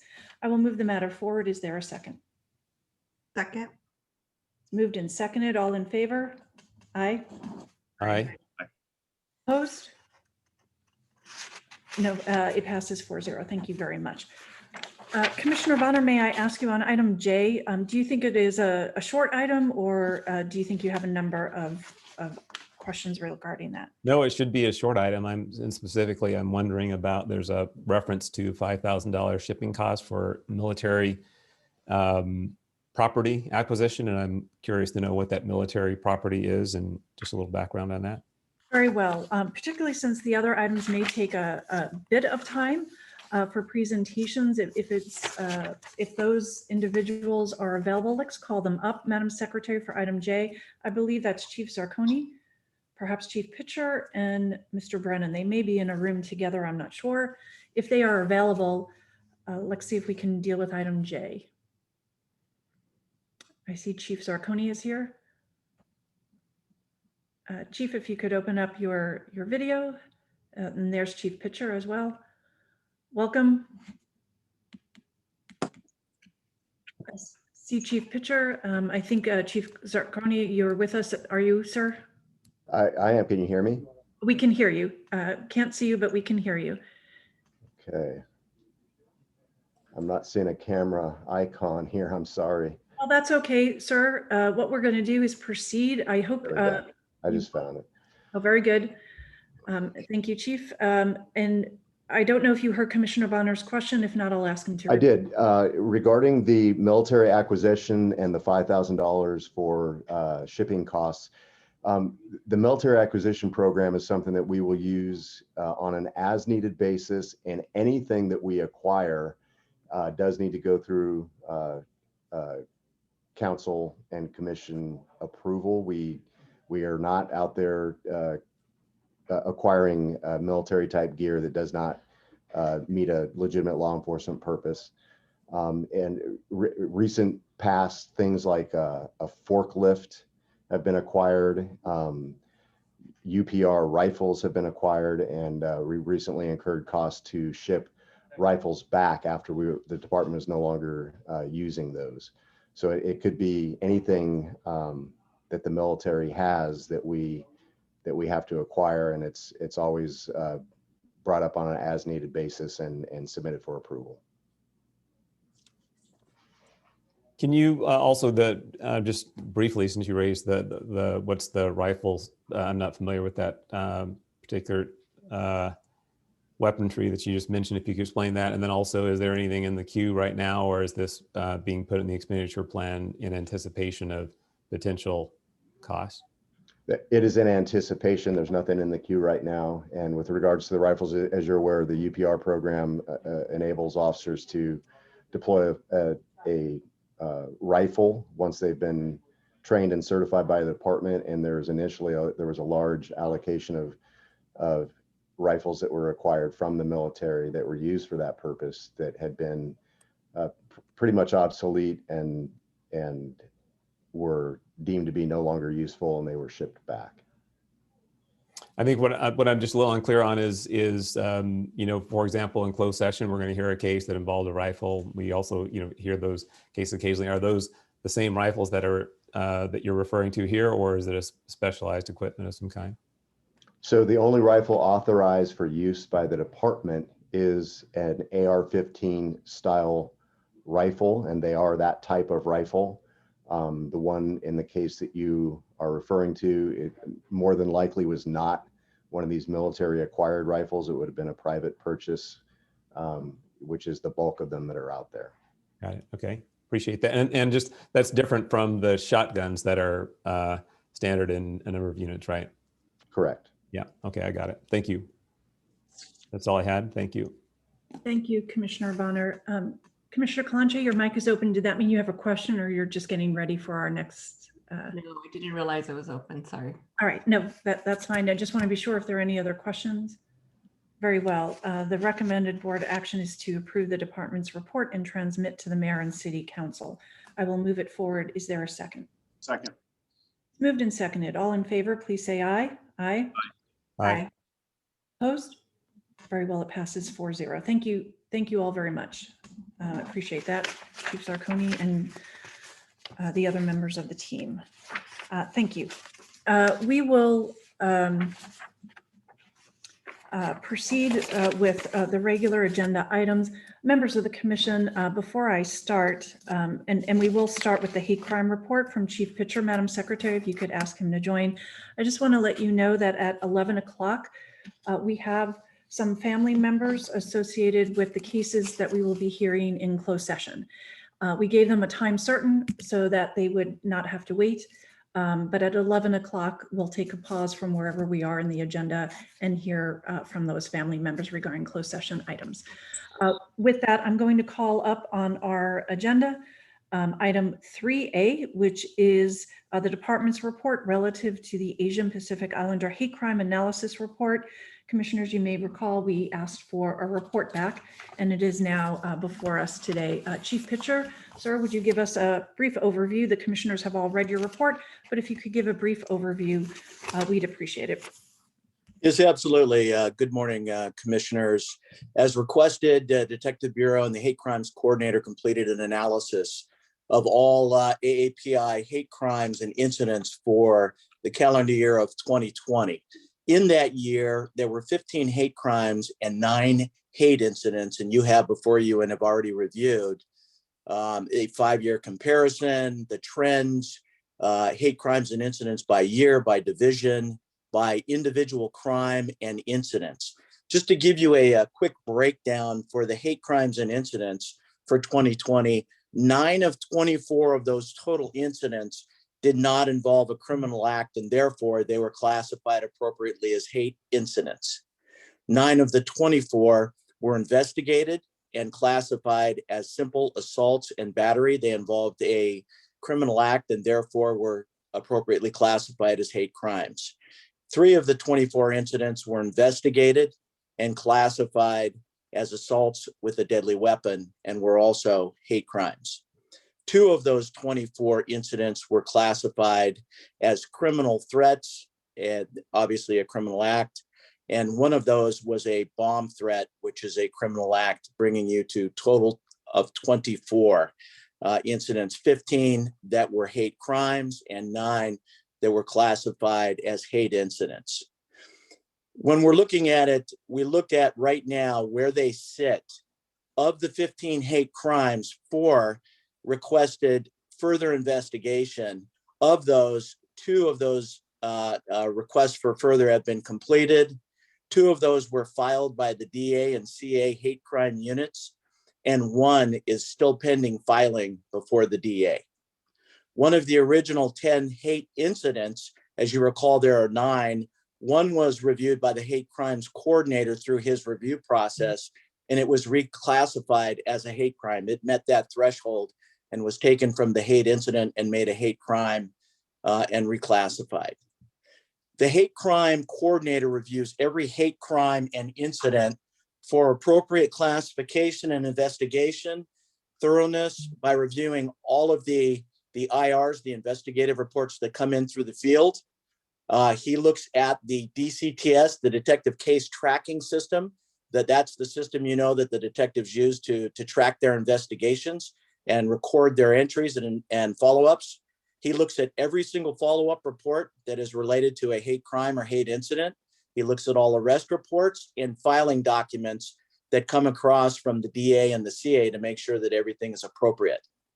When the hate crime coordinator comes across an investigation that he has opined as not being complete or thorough, he requests further investigation through the respective hate crimes coordinator in each of the 21 geographic areas. And that is followed up for completion to make sure that that does become thorough and complete and full. The hate crimes and hate incident investigations to us are all critical. 1 results in a criminal filing presentation for the DA and the CA, and the other is put into the system, and we maintain that investigation. But let me just drill down really quickly. What we put into a hate crime investigation, obviously it requires a criminal act. All of the hate crimes are treated as category 1 cases, which means irrespective of what leads we get, it requires a full and immediate follow-up investigation by not only the officers who roll out to the field, but the detectives who follow up. So when we have the officer, they respond, they interview all of the victims, witnesses, and suspects and conduct a full scene investigation. They gather all the evidence, the videos, and they request the Forensic Sciences Division field teams to process all of the evidence at scene. We effect an arrest wherever appropriate, and we provide the victims and witnesses, in some cases, the hate crimes pamphlets, which has all of the support and resources for hate crimes involved individuals. The supervisor responds to every one of our hate crimes incident. It's directed by the watch commander and by the department, DOC notice and the COD notice. The area community relations office has a responsibility to follow up and liaise with every impacted community member following the incidents, which involves extra patrol, follow-up community meetings, volunteer follow-up, etc. And the detectives are required in every hate crime to contact a victim within 10 days to ensure that everything that was done in that investigation was complete and appropriate. And if they got more information or had more of a recollection, they obtain that also and act on all of the follow-up leads from the victims, the witnesses, and the videos, and then they present that for filing as appropriate to the DA or CA hate crimes prosecution units. The hate crimes incidents, just to tell you, on the other side of that, doesn't involve a criminal investigation. However, we conduct a very similar investigation that is basically delineated in the hate crimes investigation, with the exception of, unless we find a criminal act, we do not take it before the city attorney and or district attorney. So looking at that, one of the things we do for hate crimes and what's so important for the LAPD is that section 1101 of the evidence code, the reason why we keep hate crime or hate incident reports rather on file is that it allows us and investigators, when there is a secondary act or act in the future involving a hate crime or hate incident, it involves us to go back, involve that behavior as a pattern of conduct, and comment on that in court if it results in a criminal act. We generally provide a thorough explanation as to why the incident is not a hate crime, why it is not criminal. Generally, that involves free speech and or the act that was committed was not a criminal act. All evidence in a hate incident is also recovered. It's analyzed and it's booked to the hate incident DR number for further use. And once again, we provide all of the support and all of the resources to the hate crimes or hate incident impacted individuals. And just to let you know, the detectives still contact the victim for a hate incident within 10 days to discuss that incident to ensure that all of the information that they had classifying it initially as a hate incident was correct. If it was not, or they got any more information or further recollection, that, as you have already seen in 2020, that would reclassify and escalate a hate crime to a hate incident. And the last thing that we've done is I've had, as a general reminder, a detective bureau has republished a chief of detectives notice to all field personnel, which will be coming out either today or tomorrow. It is putting a re-emphasis on effective hate crime and hate incident investigations in the field, the duties and responsibilities of the watch commanders and detectives, and all of those within the area and the hate crime and incident review process. And then most importantly, it provides that emphasis for the notification to the area community relations office to liaise on with the impacted communities to provide follow-up, assurance, and answer any questions after a hate crime and or hate incident. Thank you, So Chief. you're welcome. Very much appreciate that overview, and your overview also answered particularly the latter portion, what the department is doing moving forward to address hate crimes and incidents. As we've heard, and even on today's calls, we heard some concern about incidents of hate crime or crimes being taken seriously, and sometimes people have to come back repeatedly. And I take it the notice that is going out today or tomorrow is part of the department's effort to address that, to ensure that everyone understands how important it is to review these cases and to take all reports seriously. Is that part of the aim? That is absolutely correct. That is the aim of the notice. Okay. I do have, I'm going to ask one question that came up a little bit also in public comment about language capabilities, because as you know, frequently some of the victims of hate crimes and hate instances are individuals for who English is not their first language. And in terms of the department's capabilities, both the officers and in written materials and reporting capabilities, what are those capabilities generally of the department to accept reports in multiple languages? So we make obviously every effort to do that investigation as thoroughly in the language of the victim and or the witness by basically looking within the area for the individual who speaks that language, or going outside within the bureau and then contacting communications. They have a language bank that has all of the information relative to personnel that are on duty or contactable, so that they can offer their translation services either in person or by telephone. Thank you, Chief. Let me open it up to my colleagues for questions of Chief Pitcher, please. Yes, ma'am. I have some questions for Chief Pitcher. Good morning, Chief. How are you? Good morning, sir. I am good. Great. Chief Pitcher, this past week, I was over at the Olympic Division, and Captain Castillo explained to me with respect to these anti-Asian hate incidents and crimes that one of the things that he's working with, in particularly the Korean community, is passing out flyers in the Korean language, in addition to meeting with the members of the Korean community who are leaders of that community, so that the community itself feels comfortable coming forward with some complaints, because in the past they have not always interacted with the Los Angeles, Police Department. And so that's one thing that, at least Olympic Division is doing with regard to getting the word out, interacting with the community and trying to help the community members report these incidents more so that we're aware of them and can take ready action. What are some of the other divisions where you're experiencing these high levels? For example, you have Wilshire Division, you also have a Central Division. I think that they're experiencing some large numbers of these incidents. What are we doing in those particular divisions as well? So, sir, I think it's kind of tiered. It starts at the top.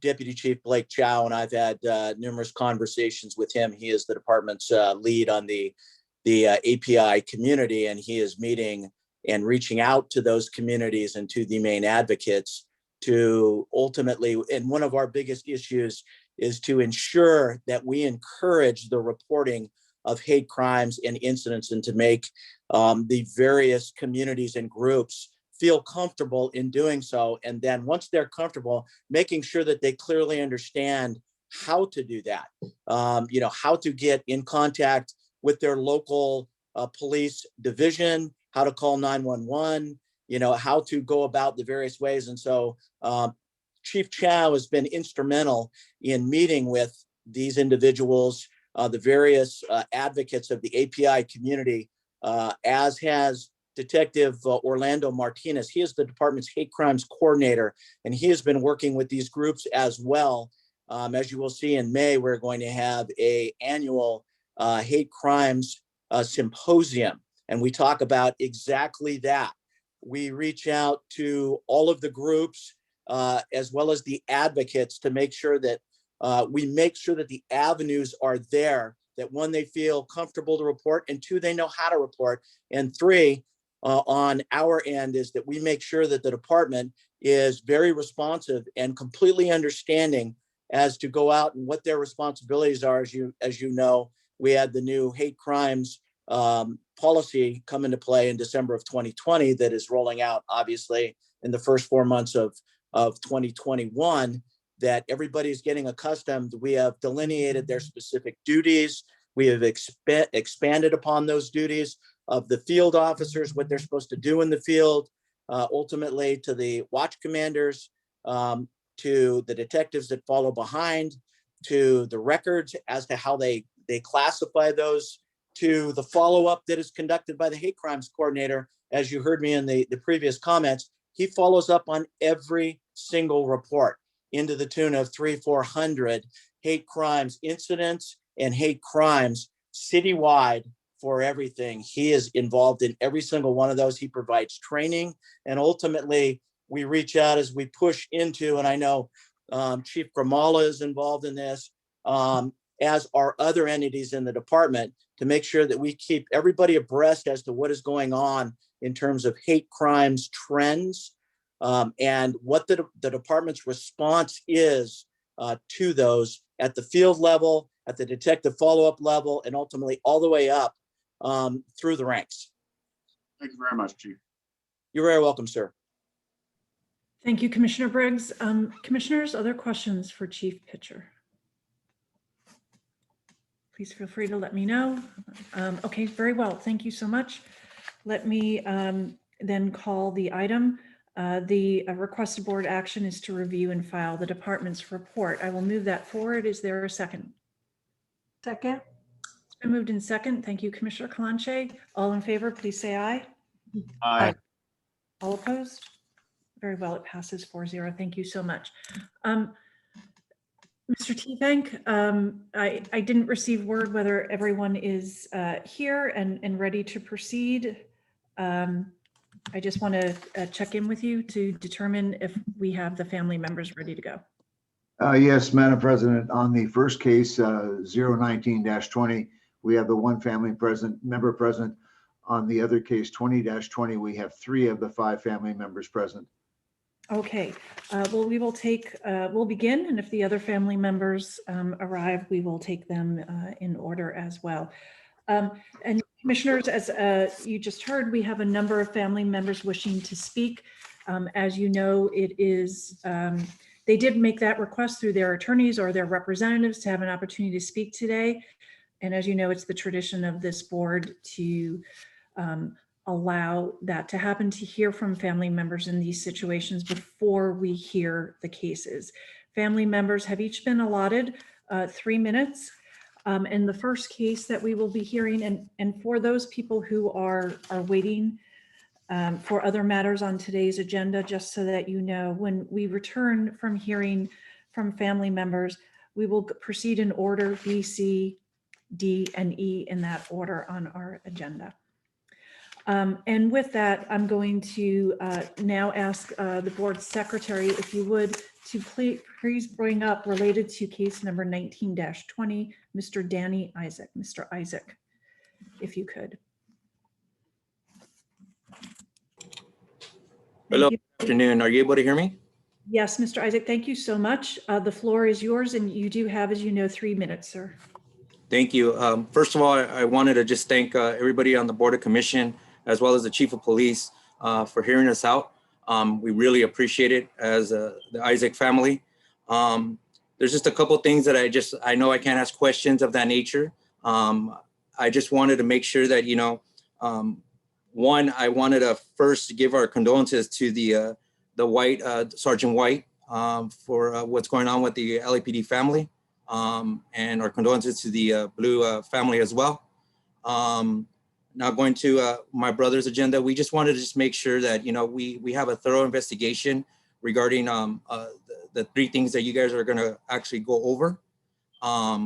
That's all we're asking as a family and whole. There's just, I'm sorry, there's just a lot of things that are going on through my mind right now. You know, my brother was a good kid, good adult. He was a good father. Still to this day, we have his son, my nephew, come into our office, my office, or even our household, and just asking when is his dad gonna come home? He's only 5 years old. We're still dealing with that. We just want to just, once again, and I'm sorry for repeating myself, we just want to make sure that there is a thorough investigation with you guys. And I really appreciate your help. Also, I just wanted to thank Sergeant Wilkins from with LAPD as well, the community gentleman that's been helping me out for all the information that he's been giving me and keeping me up to date. Once again, thank you. And I'm sorry for taking up some of your guys' time. And I really appreciate your guys' time at this time. Thank you. Thank you, Mr. Isaac. Thank you for coming forward today and for sharing your experiences and your concerns and your questions.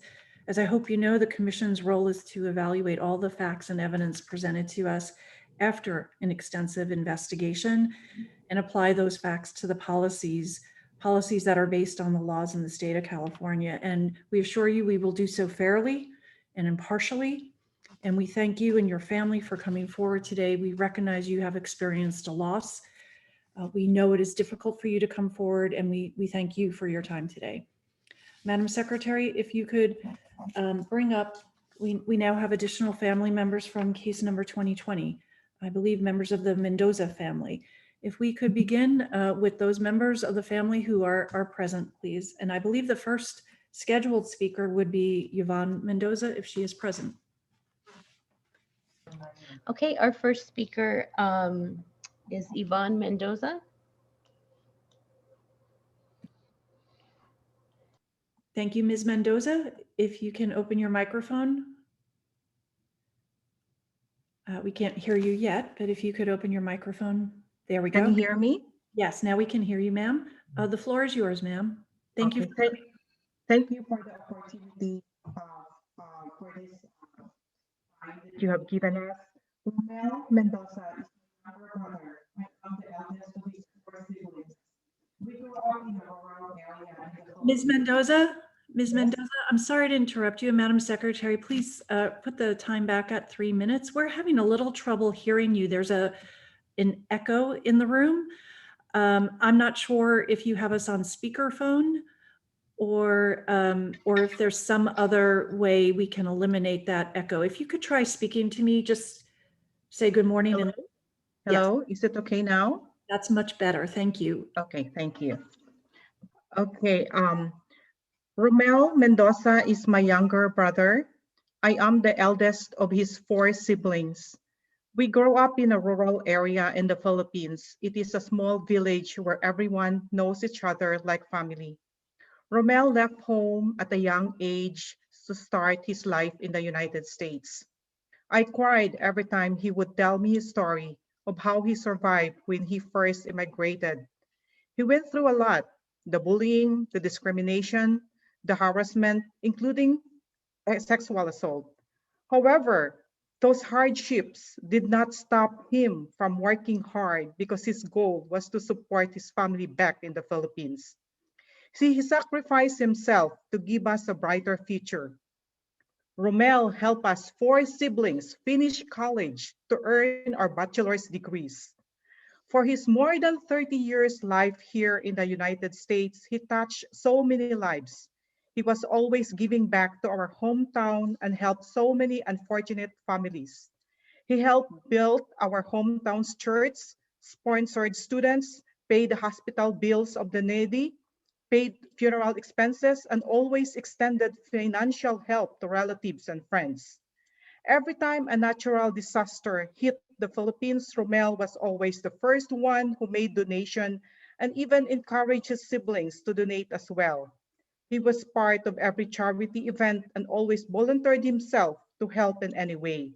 Just one call away, Romel was always willing to help without hesitation.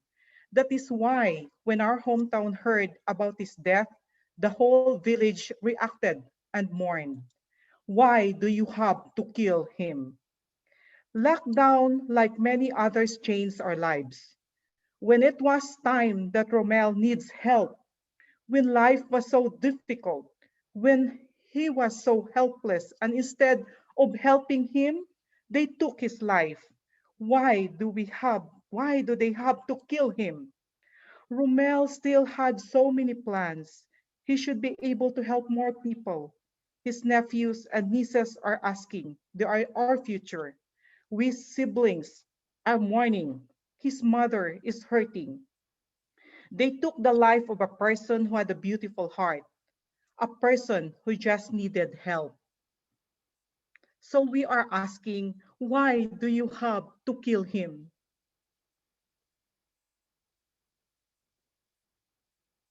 Thank you. Thank you, Ms. Mendoza. Ms. Mendoza, we do thank you for coming. Are there other family members with you who requested time? Raymond or Marjorie? Or Madam Secretary, are they logged in separately? Madam President, yes, we have Marjorie Marino logged on. Okay. Give me 1 second. Yeah.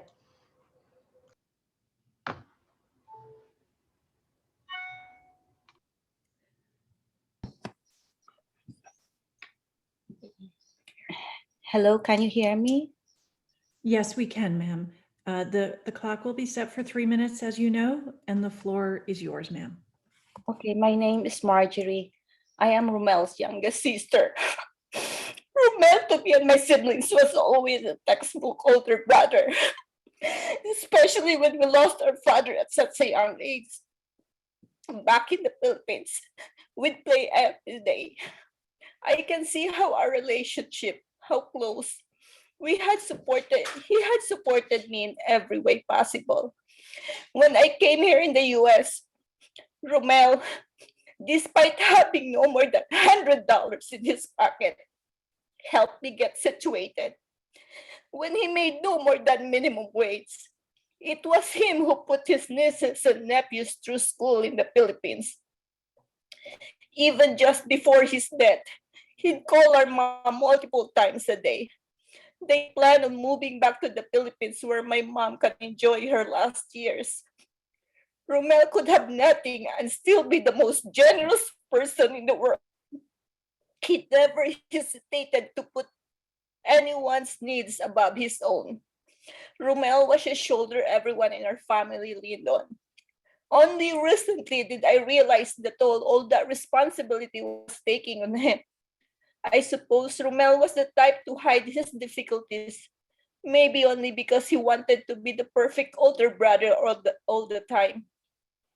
Had only we just heard all the hardship he was going through, job loss, financial problems, housing, depression, pain, other health issues, and this pandemic.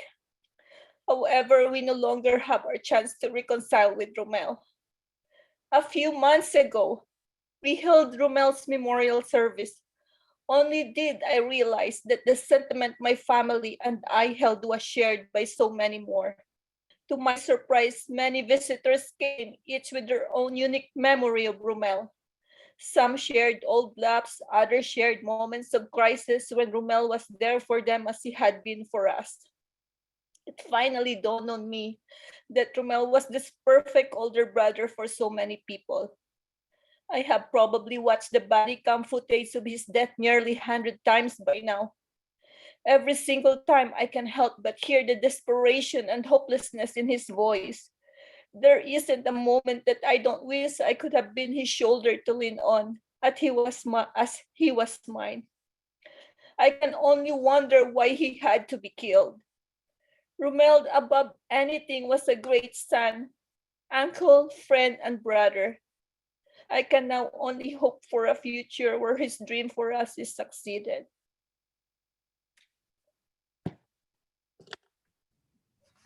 Thank you, ma'am. Thank you for your comments today. Madam Secretary, are there other members of the Mendoza family present? I believe Raymond and Judy and Genovia had requested time. Madam President, they're not logged on, but Genoveva is the mother and she's logged on with Yvonne. They requested a translator ahead of time. However, the translator is having trouble logging on. Okay. Well, if we could begin to see where that translator is, and I just saw a Judy. It looks like there are additional members of the family logged in. And if we could work to obtain that Tagalog interpreter or obtain a backup, I'd appreciate it. Very well. It looks like. Hello, Judy is here. Oh, Judy, welcome, welcome. We will reset the clock for 3 minutes, ma'am, and the time is yours now. Please proceed. Thank you for coming today. Thank you for your time, everyone. My name is Judy Rosal. I'm a sister-in-law of late Romel Mendoza, wife of Raymond Mendoza. Up to this day, for almost a year now, the death of our brother continued to haunt us. The shooting video that was released to the public regarding that incident occurred last May 27, 2020 kept flashing in our memory. Romel's cry of despair, frustration, and the hopelessness at that moment was also a cry of our brother seeking for help that was neglected and taken for granted. And that flashback of how eager that one policeman to pull the trigger. Romel lived with us for months prior to his residing at Elmer Street. I witnessed firsthand how this person thrived to live, to find meaning in life, and just simply to survive on a day-to-day basis. I also witnessed the struggles he had emotionally and psychologically, the sleepless nights he had, and the little chat I shared with him on how he can turn his life around. The person really tried his best to make his life better. He laid out his plan for a better future, or even going or returning back to the Philippines and live there peacefully. However, that little light of hope was taken away from him, from a person that has less regard of his life. That was and still is very heartbreaking for us, and that is something that us, his family, having difficulty to accept. Life might be very unfair to Romel, but us, his family, we supported him and showered him with care attention, and love. We handled him like a fragile glass that can break easily. However, in the community, for the people that we entrusted our safety and security, they failed us in that very moment. I can go on and how good this person was, and people can say otherwise. But at the end of the day, our brother Romel is just a typical person who really wants to live and thrive, a person wanting to turn his life around, waiting for a chance, and not wanting to be judged from previous wrongdoings he had committed. We as family, we really wanted justice for our brother because he does not deserve to die and be killed at that very moment. So please look into it carefully because we really believe he deserves to live and not to be shot. Thank you. Thank you, ma'am. Thank you for coming today. Madam Secretary, I believe Raymond is on the line as well. Is that right?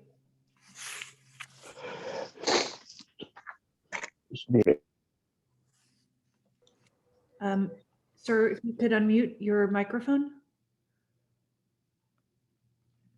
Mr. Mendoza, if you can hear me, if you could unmute your microphone and we can hear your statement.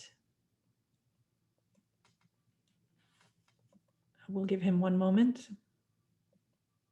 Okay, can you hear me now? Yes, yes, sir. We'll set the clock. Give us a moment to set the clock, Mr. Thank Mendoza. you. Yes, please proceed, sir. Good morning, Commissioner. I am Raymond Mendoza, a younger brother of Romel, who has been shot and killed by police. I am the last family member who saw him prior to his death. My brother, who comes weekly to my house, not only to visit me, but we chat. We shared updates, what's going on with him. At that time, he told me, and he mentioned to me that he was so worried about the car has been breakdown because of somebody, I don't know, and he tried to report to the police. He's the brother that who saved me from my near-death situation. He's always there for me, who saved me when I had the stroke, who came right on time to save me. I wasn't even there to be with him when he needed me most, who was never been given a chance to make the right decision to live. Being trapped on that day, on that situation, it's really heartbreaking for me that his life ended that way. No one was there on his side, no way out. They took only my brother that day, but they also took part to me. Romel is a brother, is a person that has given me with unconditional love. Life must have been very, very rough and unfair for him, but I have seen so much he holds it and keep it together for the sake of the family. I know every week he comes to my house. We both recharging, we both collecting strength, and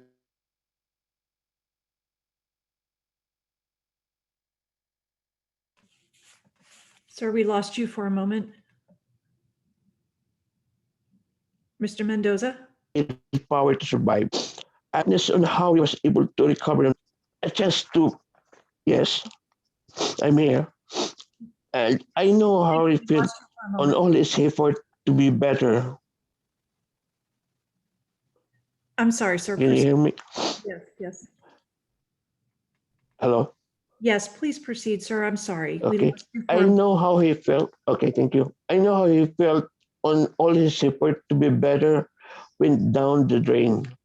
I know how he felt trapped in that situation that no one ever dared to speak to him, to calm him, to negotiate, make a sense out of the situation.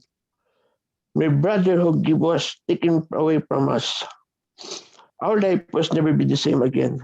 There will be always be a piece missing. My kids, my wife, and I will be driving every week to where he was buried and continue to feel sorry for him.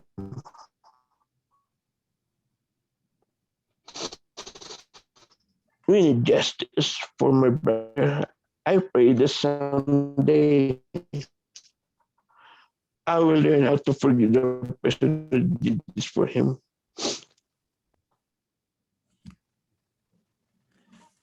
Thank you, Mr. Mendoza.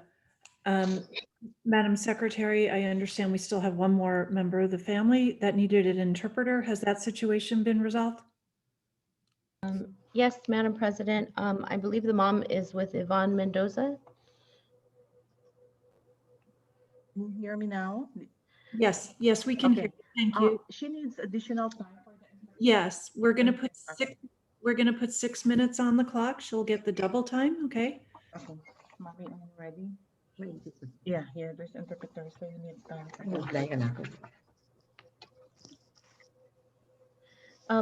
Give me a moment to get the interpreter on the line.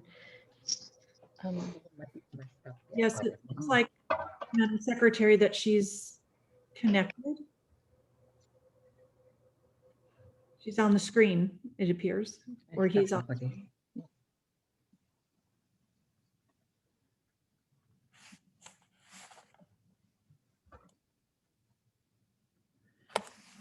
It appears the interpreter just needs to unmute.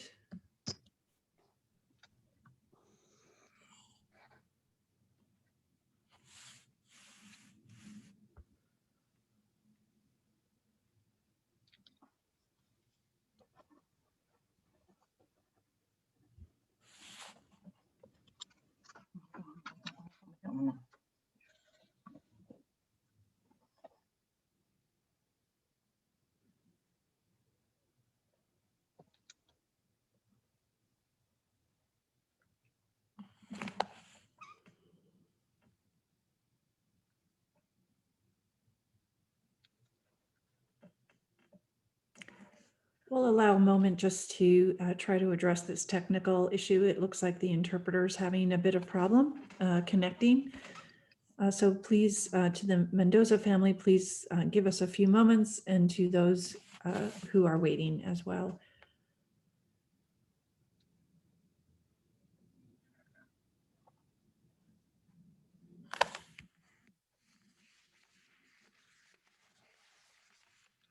And if the interpreter can hear me, you just need to unmute your microphone.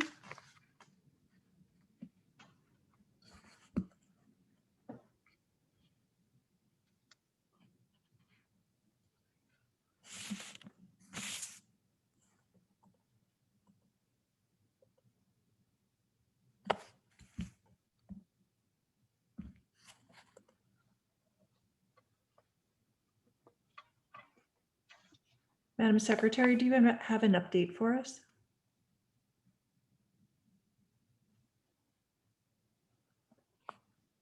I know everyone's working to resolve this technical difficulty. We've contacted the interpreter to unmute, but it seems as though he's still having trouble. Okay. Very well. If we could see if we could get a backup, an alternative to using this particular interpreter, if we can't otherwise get the interpreter logged in appropriately. I don't want to delay with the Mendoza family, but Mr. Tiefenk, do you have any update for us? I see you just rejoined. If we should take a short recess in order to try and resolve this technical difficulty, perhaps that would be an alternative. What I might suggest, Madam President, is we could ask the other family members if they have the ability to interpret for us rather than wait for the interpreter. They're having some technical difficulties on their end. Understood, Mr. Tiefenk. In the future, if we could please always have a backup. And while, it's very kind if the family members are able to do that, I think we need to recognize it also puts them under additional stress. So certainly, I understand, ma'am. I do. Thank you. Thank you. We've been working for a half hour to get this interpreter taken care of. Yes, I'm quite confident the staff and you and the entire commission team has been working hard, and thank you for all of those efforts. I'm just trying to be cognizant of the different issues everybody is facing this morning. And so if a member of the Mendoza family would be willing to interpret, we'd be very grateful for that assistance. However, certainly they're not required to if they feel like they are simply not in the position of doing that.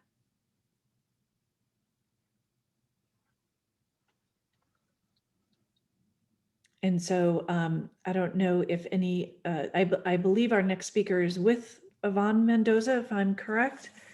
And so Ms. Mendoza, would you be willing to translate for your mother? Okay, I will, okay, I'll do that.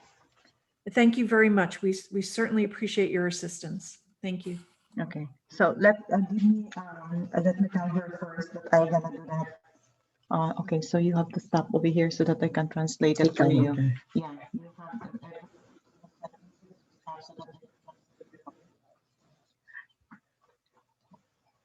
okay, yeah, I told her that I'm gonna translate it for her.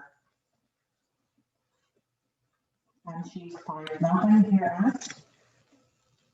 Can you hear us? You can begin whenever you're ready. Okay. So, yeah, you can be ready now. You can talk.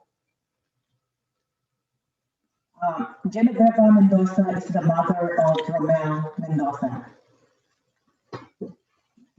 Right now. Good morning. Good morning. Ako ay isang ina na nasasaktan at umiiyak. Bakit ninyo pinatay ang aking anak? Napakasakit na nakita ko sa video na si Romel ay umiiyak, nag-iisa. At ang ginawa ninyo ay pinatay siya. Who is hurting and crying? Why did you kill my son? Every time I see the video, I saw Romel crying alone. What you did, what killed him? Napakabuti ng bata si Romel. Tinuruan Hello? ka ng gusto maging isang mabuting tao. Masunurin sa Diyos at mapagmahal ang aking anak.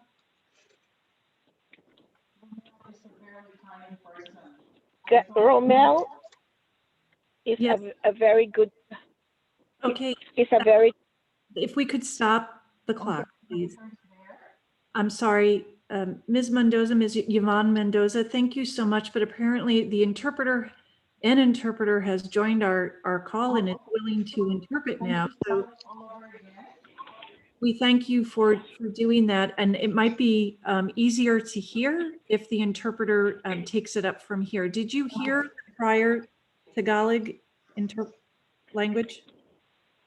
yes. Like, I think 2 or 3 sentences that is what I heard. And she's saying that Romel is a very good person, a very obedient child. I have raised him to be a good son, and he is a God-fearing person. Isa siya sa matulungin kahit anong oras ay maasahan ninyo. Siya ang He is very nag-aalala. helpful and depend on him anytime. Siya ang nag-aalaga sa akin tuwing ako ay may sakit. He is the Nung one hindi taking ako care of makalakad, whenever I get sick. siya ang nagdadala na sa doktor, nagpapaligo, nag-aasikaso sa lahat ng kailangan ko. When there was a time when I cannot walk, he would take me to the doctor, gave me a bath, and took care of all my needs. Wala siyang sinaktan na tao. Napakabuti He has siyang never anak. Kapatid, hurt anyone. He is a very good son, brother, at kaibigan. Bago and siya friend. namatay, araw-araw Before he kausap died, ko siya. At I siya ang was speaking with him nagbibigay every buhay day, at ligaya sa akin. Ngayon ako'y and he was the malungkot at umiiyak. who gave me joy, and now I am very sad and I'm crying. Ako isang single mom at age 40. Masakit ang I was namatay a single ang mom mga at magulang age ko. 40, Masakit ang mamatay ang asawa ko. and it was very painful when my parents died. masakit na namatay ang anak ko. At It was nakita also ko very kung painful paano when my siya husband, pinatay. and Kailangan ni Romel ay tulong. it's very painful, very painful that they killed him. I need help. Nagpapasalamat ako sa Amerika sa magandang I am very buhay sa mga America anak ko. for the very good life that it has given to my children. In return, we save lives. Kaya nagtatrabaho sa medical fields. Ang In karamihan return, sa pamilya ko. please save lives, and that's why a lot of my children work in the medical field. Si Romel ay may depression. Walang Romel trabaho. Dahil sa pandemic, walang pera, walang kasama. At ang kailangan Romel niya ay tulong. Romel has a depression due to the pandemic. He did not have a job. He did not have money. That's why he needed help. Bakit siya ay pinatay? Why was he killed? Kung may pinagdadaanan ang tao, ito ay dapat tulungan at hindi patayin. If a person is having a problem, this person needs to be helped, not to be killed. Nakikiusap ako bilang isang ina. I am begging you as a mother. As imbestigahan na mabuti, bakit kailangan talaga siyang patayin? To please do a very good investigation as to why was it needed that he had to be killed. Umaasa ako sa hustisya na tama. I'm hoping for justice that is right. At ito ay hindi na mangyayari uli. And that this will not happen again.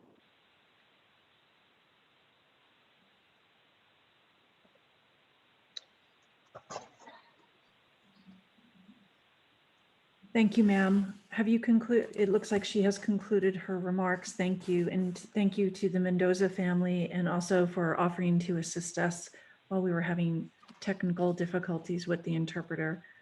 To all the members of the Mendoza family, thank you very much for coming today. As I think you know, the commission's role is to evaluate the facts and evidence that's presented to us following what has been a lengthy investigation. And we will evaluate the case fairly and impartially and in accordance with California law and the policies of the Los Angeles Police Department that have been passed by this commission. We thank all the family members for coming today. We do recognize you are in pain, and we are sorry that you are experiencing that level of pain. But thank you for coming today and for sharing your thoughts. And we will proceed at the conclusion of our agenda into closed session and evaluate all of the facts, all of the evidence, and we will deliberate with fairness in mind and in accordance with all the policies. Thank you for coming today. Madam Secretary, thank you for bringing all of those individuals forward, and thank you for all of your efforts in coordinating that. Much appreciated. Members of the commission, we're now going to turn back to our regular agenda items. And if you could give me one moment to get the right files in front of me, I apologize. Members of the commission, I'm going to be calling items B and C together because they are related. One is the department's report relative to response to council regarding findings from the a report back on the findings of the Christopher Commission Rampart Review Panel and the consent decree and where the department stands. And similarly, item C is the same reflected in summary charts that were put together by the advisory committee. You might recall that almost a year ago, members of this commission and members of the city council asked a logical question regarding all the past reforms and where did the department stand with respect to all of those reforms, specifically with respect to the Christopher Commission, the consent decree, and President Obama's 21st Century Policing Report. The motions filed by council have been disseminated to commission members. We discussed it briefly at a prior commission meeting. And also commission members asked the same questions as I noted. So these two agenda items are a response to those motions and questions put forward. The advisory committee, as you will hear, I charge with helping us review all of the recommendations, what policy, manual provision, inspector general report, or other document address those items. It's more of a reference document, if you will, not as much of a qualitative review, but just a statement of where the policies are that address those items, where things stand now. The department did its own review, which is also presented to us in item B. And I believe Ms. Rhodes is here before us today to present her summary of that report. Ms. Rhodes, if I could ask you, the commission members, please keep in mind, have read the entire report. So I'd ask you to begin with a broad overview, if you would, of the report before us, and then we can open it up to questions. Thank you, ma'am. Thank you. Good morning, commissioners. I understand. I know you have read this, and I also understand that many of these topics were discussed last week when I talked about the after action report, and specifically chapter 5, which talked about past LAPD reforms related to that. I think the overarching theme that I can talk about today is that in the Christopher Commission, there were roughly about 7 different topics. The other reports have generally covered many of those topics, although due to the times and the facts that they were charged with reporting on, some of those topics have different emphasis in the different reports, and some of them are overlapping, and so may have gone into one category in one report and another category in another report. Just very briefly, I'll start to talk about what the Christopher Commission originally talked about, which was the use of excessive force in the wake of Rodney King. It broke it down into several subcategories. Importantly, I'll talk about policy that, as this commission is aware of, because policies come through this commission, the use of force policies have changed over time, and we currently have use of force policies that talk about deadly force must be necessary, force must be proportional, fair, unbiased. We also have in our policies a duty to intervene and to report excessive force. Those have all come a long way. And importantly, the department continues to improve, to reflect, to go back to its history, to look at what was and to move forward. Similarly, leadership, command accountability, those things were addressed in the Commissioner Commission, in the report on Rampart, and we are continually moving towards oversight, accountability, and training in those regards.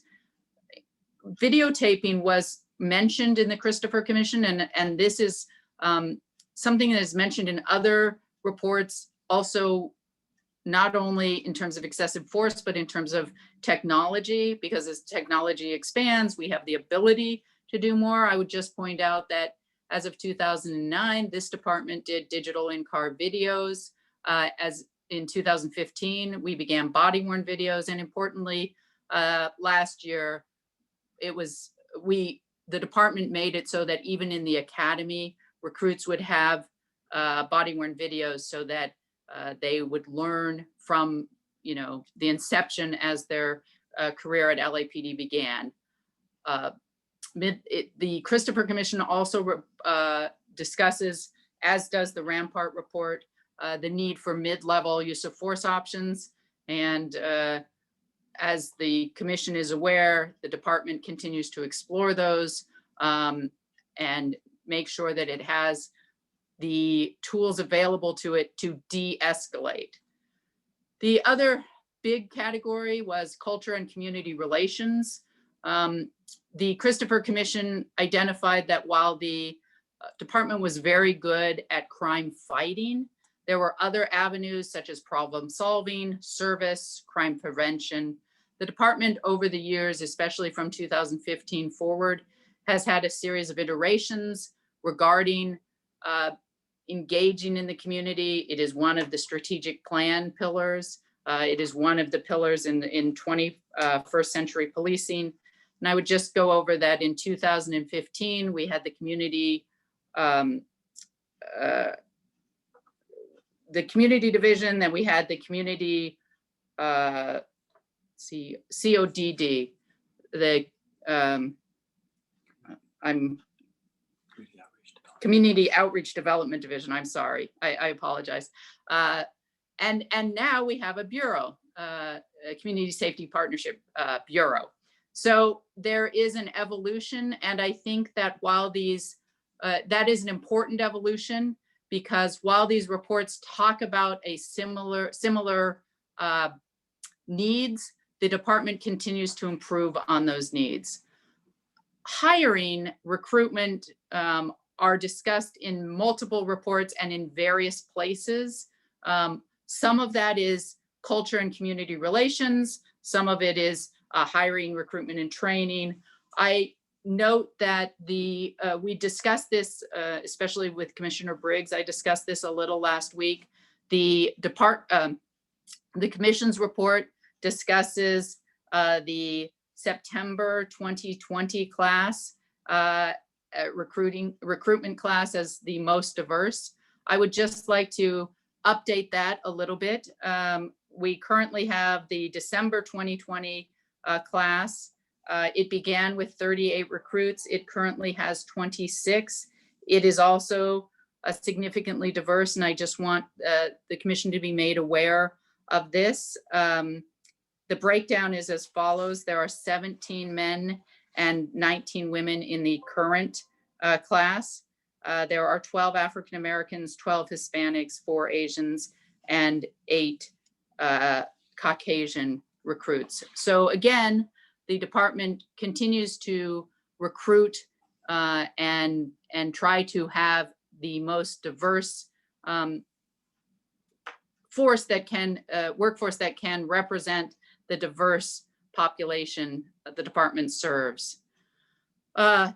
Training, I'm sorry, let me just go back. I know there was some discussion earlier with hate crimes and in public comment about language and increasing foreign language training.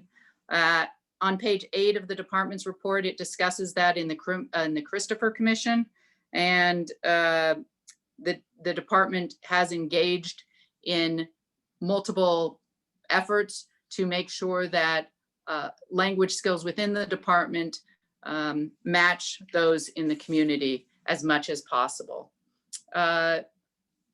The complaints and discovery risk management has been addressed in one form or another in all of these reports. One of the things was to establish the Office of the Inspector General, and as the commission knows, that was done in 1995 to make things, additional suggestions were to make things easier for citizens to make complaints and for the IG to handle serious allegations. The final and seventh was about structural changes to increase the staffing to the Board of Police Commissioners, to allow the IG to have audit functions for disciplinary systems, and for the Board of Police Commissioners to review discipline and categorical use of force, which you are well aware that you do. So although I know that doesn't go over everything, I think that you've had these reports, and I just wanted to highlight a few things that the department is doing to continue the work that was begun decades ago.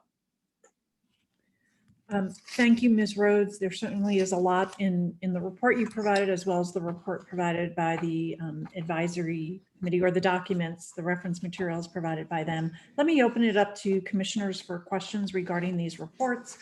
If you have a question, please open your microphone and I will recognize you. Commissioners, any questions? Commissioner Briggs, sir, go ahead. Commissioner Bonner, do you want to go first? I'm sorry, Commissioner Bonner, I didn't see your microphone. If it did, okay. That's quite all right. It's brief, so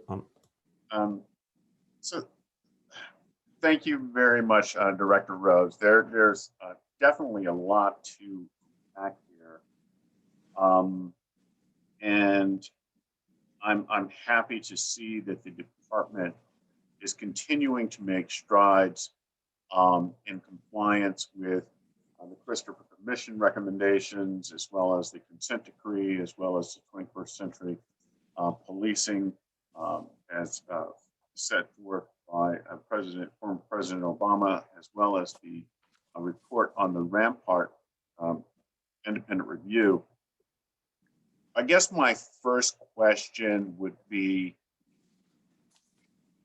what is the department doing to ensure that we will continue to implement the recommended reform policies and not slip back into the era where we did not have these policies in place? In other words, is there a mechanism currently in place in the department to ensure that these policies that have been recommended are now part of the overall culture of the department?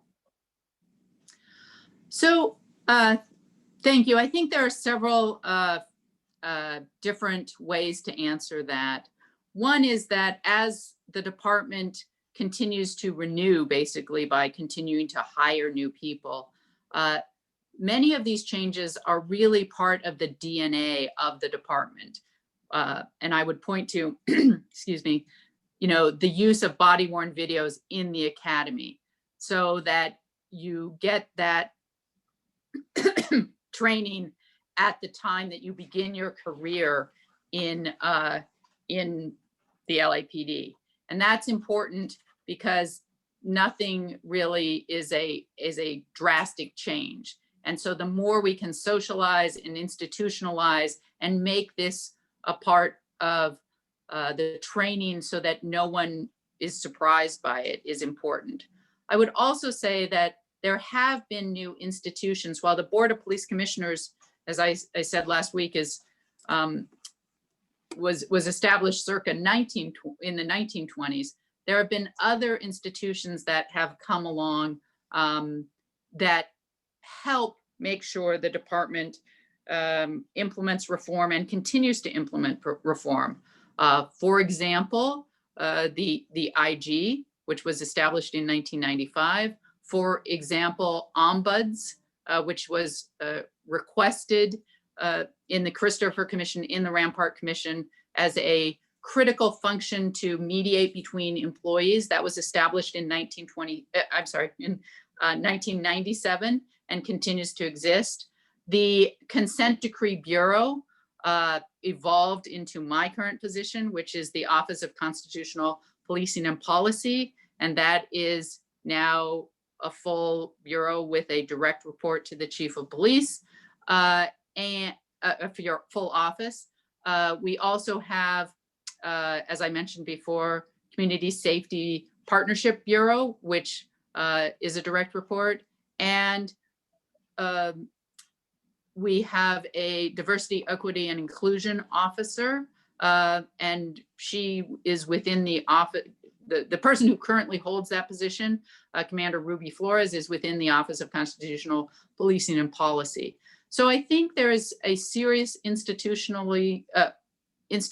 desire to continue these reforms, to not regress in any way. And there are people and offices to make sure that reforms continue.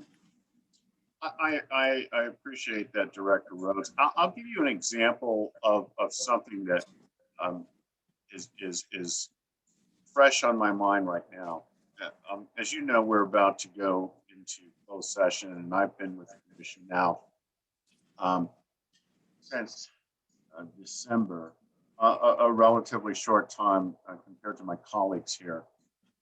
But nonetheless, I understand that the commission adopted last February an additional use of force policy. One that says officers may use deadly force only when reasonably believed based upon a totality of circumstances, that such force is necessary in defense of human life. So I understand that to be one of the new policy directives, one that is contained within your report as well as the current reports that we're being asked to pass along. My question, therefore, is this. When I read the analyses of these reports on use of force that we have, I maybe I'm missing something, but I'm not finding that particular criteria and or factor present within the reports. So I'm wondering if, and in fact, these policies have been pushed down to the Force Investigative Division or the Use of Force Board when they do their findings and their analyses. Because it seems to me we would not have adopted that type of policy in a vacuum, expecting it not to be complied with. And if I'm not seeing that that is one of the factors that's analyzed, I'm wondering, are we really reforming the process? Are these things really being implemented here? And so that's why I have framed my request that way. I'm hoping that these policies will be pushed out and ultimately make their way into the reports, and we see that as a factor. In general, the notion that we're making these reforms, and I think we all agree here today that the use of force, when it winds up taking a human life, no matter the circumstances, whether justified or not, whether in policy or not, I mean, that is the ultimate sanction that law enforcement engages in. Okay, and so, I think we as a board, historically, beginning with the Christopher Commission, has said we need to take a really hard look at that, and when we adopt that, so in doing so, I see that this piece here, when the commission said it has to be necessary, we can't just say that these are hollow terms. So I'd like to see that as part of the analysis, going forward, because otherwise, where is the reform? Where does that policy meet with what we're doing, the impact? So that's basically a comment. If you want to comment on it, please do so. But I thought this was an appropriate time to bring up that, as we have these reforms in paper, but where is the actual implementation, and how are we pushing this forward out to the culture of the department so that everyone is aware of these things? So I'd like to be able to get back to you on the exact question, but I will be able to, I will say that we have done training on this. We have done it at, I did the training at LEADS, which is the leadership. I know that there have also been training videos. If I could, the law. Sorry. Director Rose, I'm sorry if I could interject. And just for some context and perhaps explanation. And yes, those were changes made, as Commissioner Briggs, you noted, in the policy early last year. And Commissioner Bonner and I have been working through the use of force subcommittee to perhaps reorient the reports or refocus them to ensure they're consistent with the 2020 policy. That reflects necessity, because those cases are now coming before the board. In other words, cases that happened before that policy were implemented were evaluated under the old policy, and cases that are now before the board under the new policy have started coming before us because it is approximately 10 months or more. So we've started to see those cases before us. And Commissioner Bonner and I have had conversations with the department in the use of force subcommittee, where we have talked about reframing and reorienting the reports to more adequately address all the issues that are in the new use of force policy. And Director Rhodes, I'm sorry I interrupted you, but because you have not been a part of some of those meetings, I knew you wouldn't necessarily know that that was going on. So I just wanted to give you that context. And so Commissioner Briggs, your concern is well taken, I would say, that Commissioner Bonner and I have been working within the use of force subcommittee and with the Inspector General as well to try to have those reports more reflect what the new policy is, and not just on the necessary language, which of course is critically important, but all the other language that was added as well. Thank you very much. Commissioner President, if I might add, if for the record, just because I want to make sure Commissioner Briggs' concern is directly addressed. Page 54 of the report that's before you for the closed session today, relative to the officer-involved shooting investigation 19-20. And for the public, this will be available in a redacted form at the end of the commission's actions on this. But it lays out the use of force policy of the department, and it is directly reflective of the February 3rd, 2020 revisions. And I would encourage, and Commissioner Briggs, to your point, which I think is well taken, the governance of all this is really a matter before not just the mayor and the elected officials, but certainly the commission, to how do we ensure that the reforms over the last 30 years stick? And how do we ensure that they build upon the other?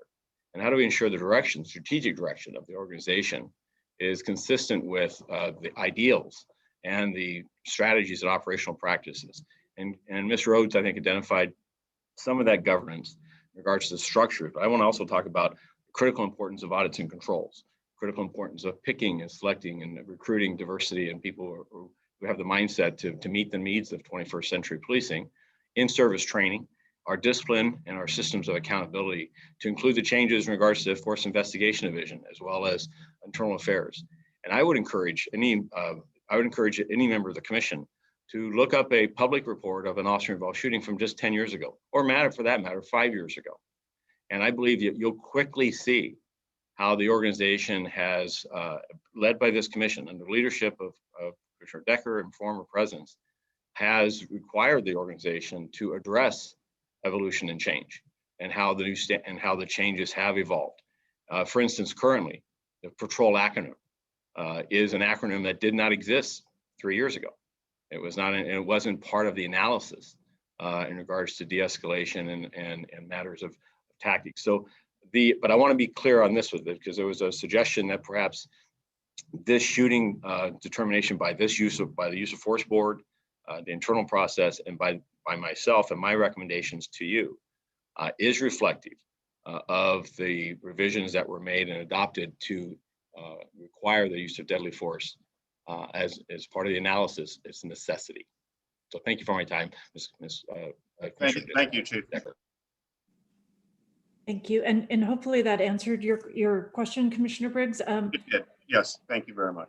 All right, thank you. And Director Rhodes, I apologize for interrupting you, but I just wanted to be sure the fundamental point is well taken. You know, I do think these reports can be organized better to more reflect with greater clarity the different components that we're undertaking to evaluate. And but nevertheless, I think certainly in closed session, at least I pull out the policy every week and be sure I'm looking at all of the factors, as I know everyone is as well. I believe Commissioner Bonner, did you have a question, sir? I didn't see earlier you opening your mic. Yes, I did have a couple questions and really just a comment, at least. Want to thank you, Director Rhodes, and I'm sure a lot of people fed into creating what was, I think, appropriately characterized as a reference document in the all 196 pages of it. And one question is, in the 6 months or so since the request has been pending and all of this work has been ongoing way, Any sense as to some further context around this as to whether it's what the council may be inclined to do or what the department may have learned in the process? I mean, other than it serving as a reference document, do we have any idea what anybody intends to do with it? Well, I think that the department can and will use this as a reference document and to build on it. I think that when you go back and you look at our history and you look at how far we have come and the difference between where we were when the Christopher Commission started and where we are today, we need to be mindful of our history and work towards continuous improvement. And so while it's a reference document, I don't think it is frozen in time, but we can continue to move forward with it and make sure that we are implementing changes that we can and changes that may not have been completely envisioned in the early 90s, but now through technology, we are able to do more. That is, I can speak for the department in that regard. During the time that we completed our review and dependency, of course, we started working on the after action report, and you heard that last week. In terms of the council, I will have to wait and see what they intend to do with this reference guide. I appreciate that. Well, I appreciate that. And I just want to let you know why I'm going to be voting no for today. And the reason is that one, it is a reference document, a lot of information. You know, I scrolled through it a number of times over the weekend. Although what I'm, struggling with is I know all this, you're asking for an approval to kind of slide it across the table and just send it to the council. But I don't think that does justice to not only all of the underlying work that's reflected in the document, but also the work that went into it. But I don't think it does justice to just where we are today. And I don't think it does justice to the additional work that still needs to be done. That's something for us to kind of reflect on. And I guess if I were summing it all up, the thing that I'm reflecting on the most is that, the adage that you can't keep doing the same things and expecting a different result. And by that, what I'm referring to is that in each of these reports that are kind of the subject of these reports, we're on the heels of some major crisis of trust, distrust and some unrest in the community. And we've talked before, I know I've mentioned before the concerns about the continuation of that cycle, if you will. And so each of those, what it reflects is that each time that distrust has kind of really been manifest in a very public way, the institutional response has been to churn out some additional adjustments to policy and procedures. We'll dial this up, dial that down, we'll change this and change that. And then there's, the continuation of the cycle, if you will. So I don't profess to have an answer to that. I'm just saying that to me, when you step back and look at the big picture of this, the feeling that I personally have, and I can only speak to the perspective that I bring as an individual commissioner, but the perspective or the concern that I have is that we're at risk of doing the same thing and expecting a different result. And so one doesn't have to get into, to all of the reasons for the distrust and the like. I mean, that's part of the equation, I think, but that's still a lot of the reflection, at least that I need to do. And so if this goes forward, that's fine. I'm not opposing it, but I also just can't associate with it today for the reasons that I'm mentioning. Okay, thank you, Commissioner Bonner. Thank you. Commissioner Kalanche. Thank you so much for all this information. I know President Decker, you had put together the advisory committee that I feel put a lot of work into this. So thanks for that. I have similar concern because it's a lot of information. I feel like the missing piece is like the strategy. Like, what is the strategy for us as a commission to identify key concerns or key actions that we would take in each of these areas. It's, multiple reports with multiple issues. We've seen progress in many of the areas, but I feel like as a commissioner, I would want to see some of these manifest into strategies for the commission to move forward on. And there might be things in the works, but I feel like that's what's missing in this document. It's like, okay, what are the key issues or key items that we will prioritize for this coming year, prioritize for the commission? We hear in public comment, what is our strategy on different issues that are important to the department or to the public. But I feel like this is an opportunity to start looking at through these items to help us align with our strategic plan, help us to align with our current views or current priorities around culture. Culture of the department is really important for me. Also current, I know we talked about recruitment and training, but I feel like today recruitment and training is critically important. So how do we look at this document and take key items from it and develop a plan for the commission to work on?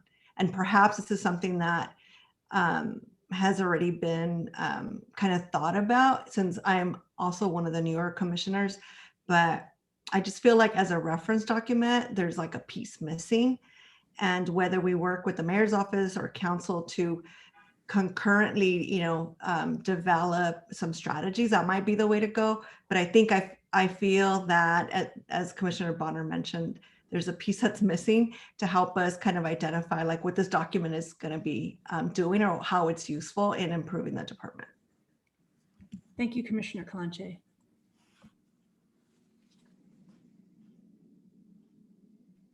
Earlier, I failed to ask Mr. Tiefenk if he wanted to say anything regarding item C, and then I'm going to address somewhat all of the collective questions that have been presented. I had given an overview, Mr. Tiefenk, of item C, which is, of course, the advisory committee work, but did you want to add anything to what I said earlier? Well, I think you captured it, Madam President. However, I do believe that the work that was done in going back and doing all the research on the three reports, the Christopher Commission report, the consent decree, and the President's Task Force on 21st Century Policing, identifying the various topic areas and the actions that have been taken by the department to the date of that report is a very good document, be it for reference or certainly a state of where the department is today. Some of those numbers may be a little stale only because the fact that the time of getting the research was towards the end of last year, first part of this year. But it clearly is a document, I think, that has value going forward, as Ms. Rhodes said, to also be able to build on. It's not the end of the document, but it certainly gives a platform to understand the past and those various documents, what the directives were out of those documents, the direction the department took to adhere to those directions, and what the current status is. Because you can look at, even with the Christopher Commission coming out in the early 1990s, there are Inspector General reports that go to 2019 that address some of the issues that came out of that report. So that's the contemporary nature of those reports still being evaluated for those various areas. Thank you, Mr. Tiefenk. My fellow commissioners, thank you for all of your comments today. Greatly appreciate it. I want to try and put these in perspective and urge you to vote to approve to pass these items to council. First, council requested this information. They would like it to be able to pursue their work. They are the legislative body of this city, and I would urge us to do that. But I also think this is an opportunity for us to reflect on our role. All of the questions that I think were asked today of, like, how do we embed this into the culture of the department? How do we take these documents and build a strategy? I say yes to all of those questions, and that is the job of this commission. It is our job to ensure that the policies we set are embedded in the culture of the department, either through our work in closed session or in open session or in our meetings with department members or the public. it is our job, in addition to the chief of police, fundamentally, his role as well as the work of the inspector general that is constantly doing the oversight, particularly for the use of force cases. With respect to these documents, and I refer them as reference documents, others may not agree, it is a foundation upon which we build and reflect on where we've been. We have to understand where this department has been, where we as a commission have been, and all of us, have not been on this commission for 20 years and we don't have the history. We need a document that advises us of that. And this is our starting point. It is by no means our finish point. Last week, we received information on tactics. This week, we received information on our history. In the coming weeks, I expect we'll get a report, not a report, but information from the advisory committee too about best practices from their literature review of everything that is out there. It does not set the strategy for where we go from here, because that is the job of this commission. We take this information and we build on it. What is missing? How do we evaluate where the department is? These documents will help us. We will then set our priorities. We will then set our strategies in our work forward. And we will do that with City Council, hopefully with the benefit of having these documents. I view that as core to our mission and core to our job. I mean, no disrespect to the perspectives that you've offered today, but I think fundamental to our job today is passing these along to the elected officials in this city so that we can have these conversations and use these documents as a baseline of where we've been. And then we can all set those priorities together. And that is what I ask of you today, of moving these items forward. And with that, I'm going to make the motion, which I do you support. Point of order, Commissioner Decker, before you move that order,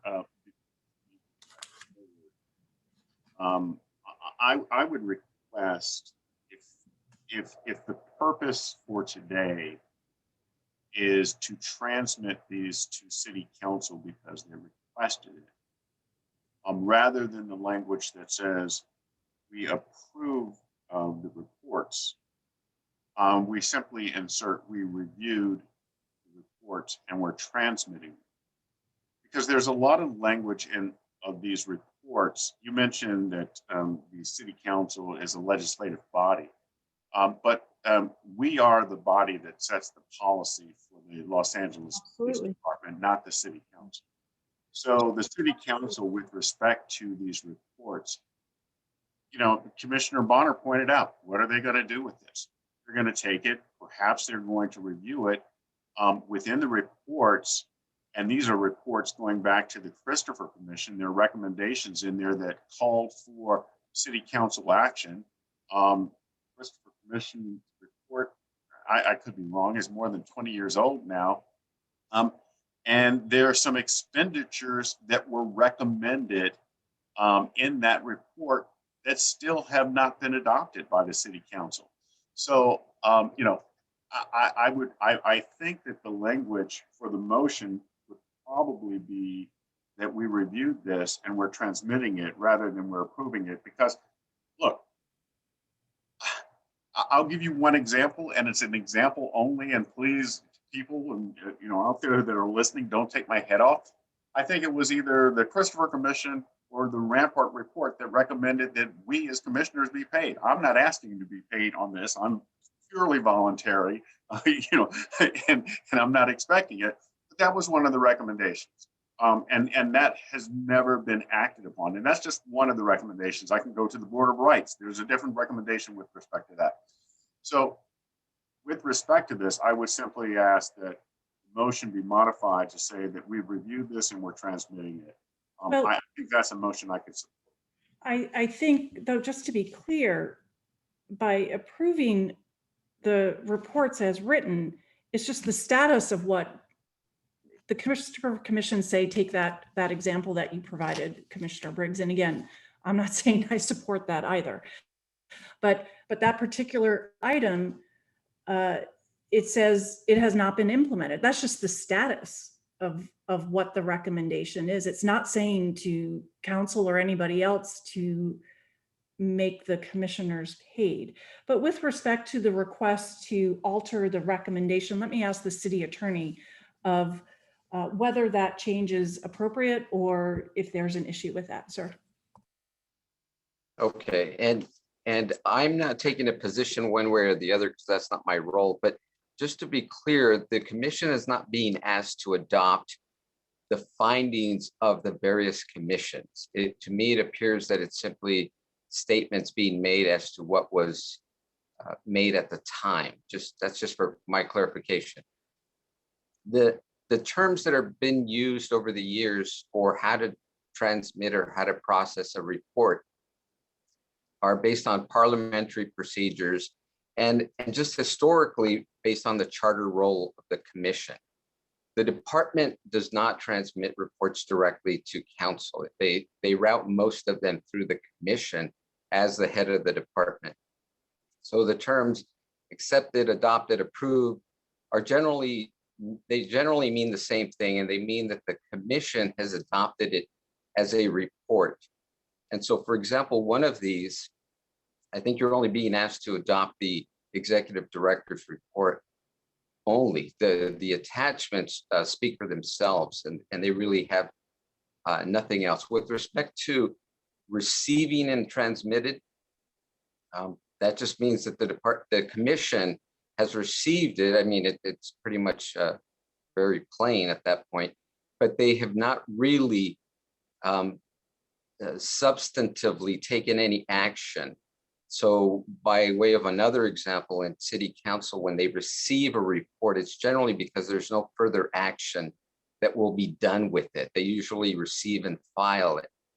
So there is this connotation that goes along with that no further work will be done on those matters. And so I think from that perspective, it suggests that there's nothing more to be done. But legally, the terminology you use for transmission speaks more to your role than to anything else. And so it can be transmitted using different terminology, but it goes back to how the commission serves its purpose and the action they take with respect to the reports that they receive, because it's not a traditional legislative body. It is the head of the department, and these are your department's reports calling you for certain recommendations or certain actions to be done further beyond these reports. Mr. City Attorney, I just want to, and I hate to parse words, but you're using the word received, and I specifically use the word reviewed and transmitted. Are you using the term received distinct from reviewed, or are you That's a good to mean the same? That's a good question. The rules of process, parliamentary rules, speak to the word received. They don't speak to the word reviewed. There's certain terms that are used. Now, I'm not suggesting that it's improper. It's just not a term that's usually used. I'm trying to separate the process from the substance that you're looking at. So to your question, whether reviewed is appropriate, it's an action that you've reviewed it, but it's usually not a term that's used for what an action that you take at the conclusion of the presentation of a report, because the review itself, it goes without saying. The review's already been done. You've reviewed it. Thank you.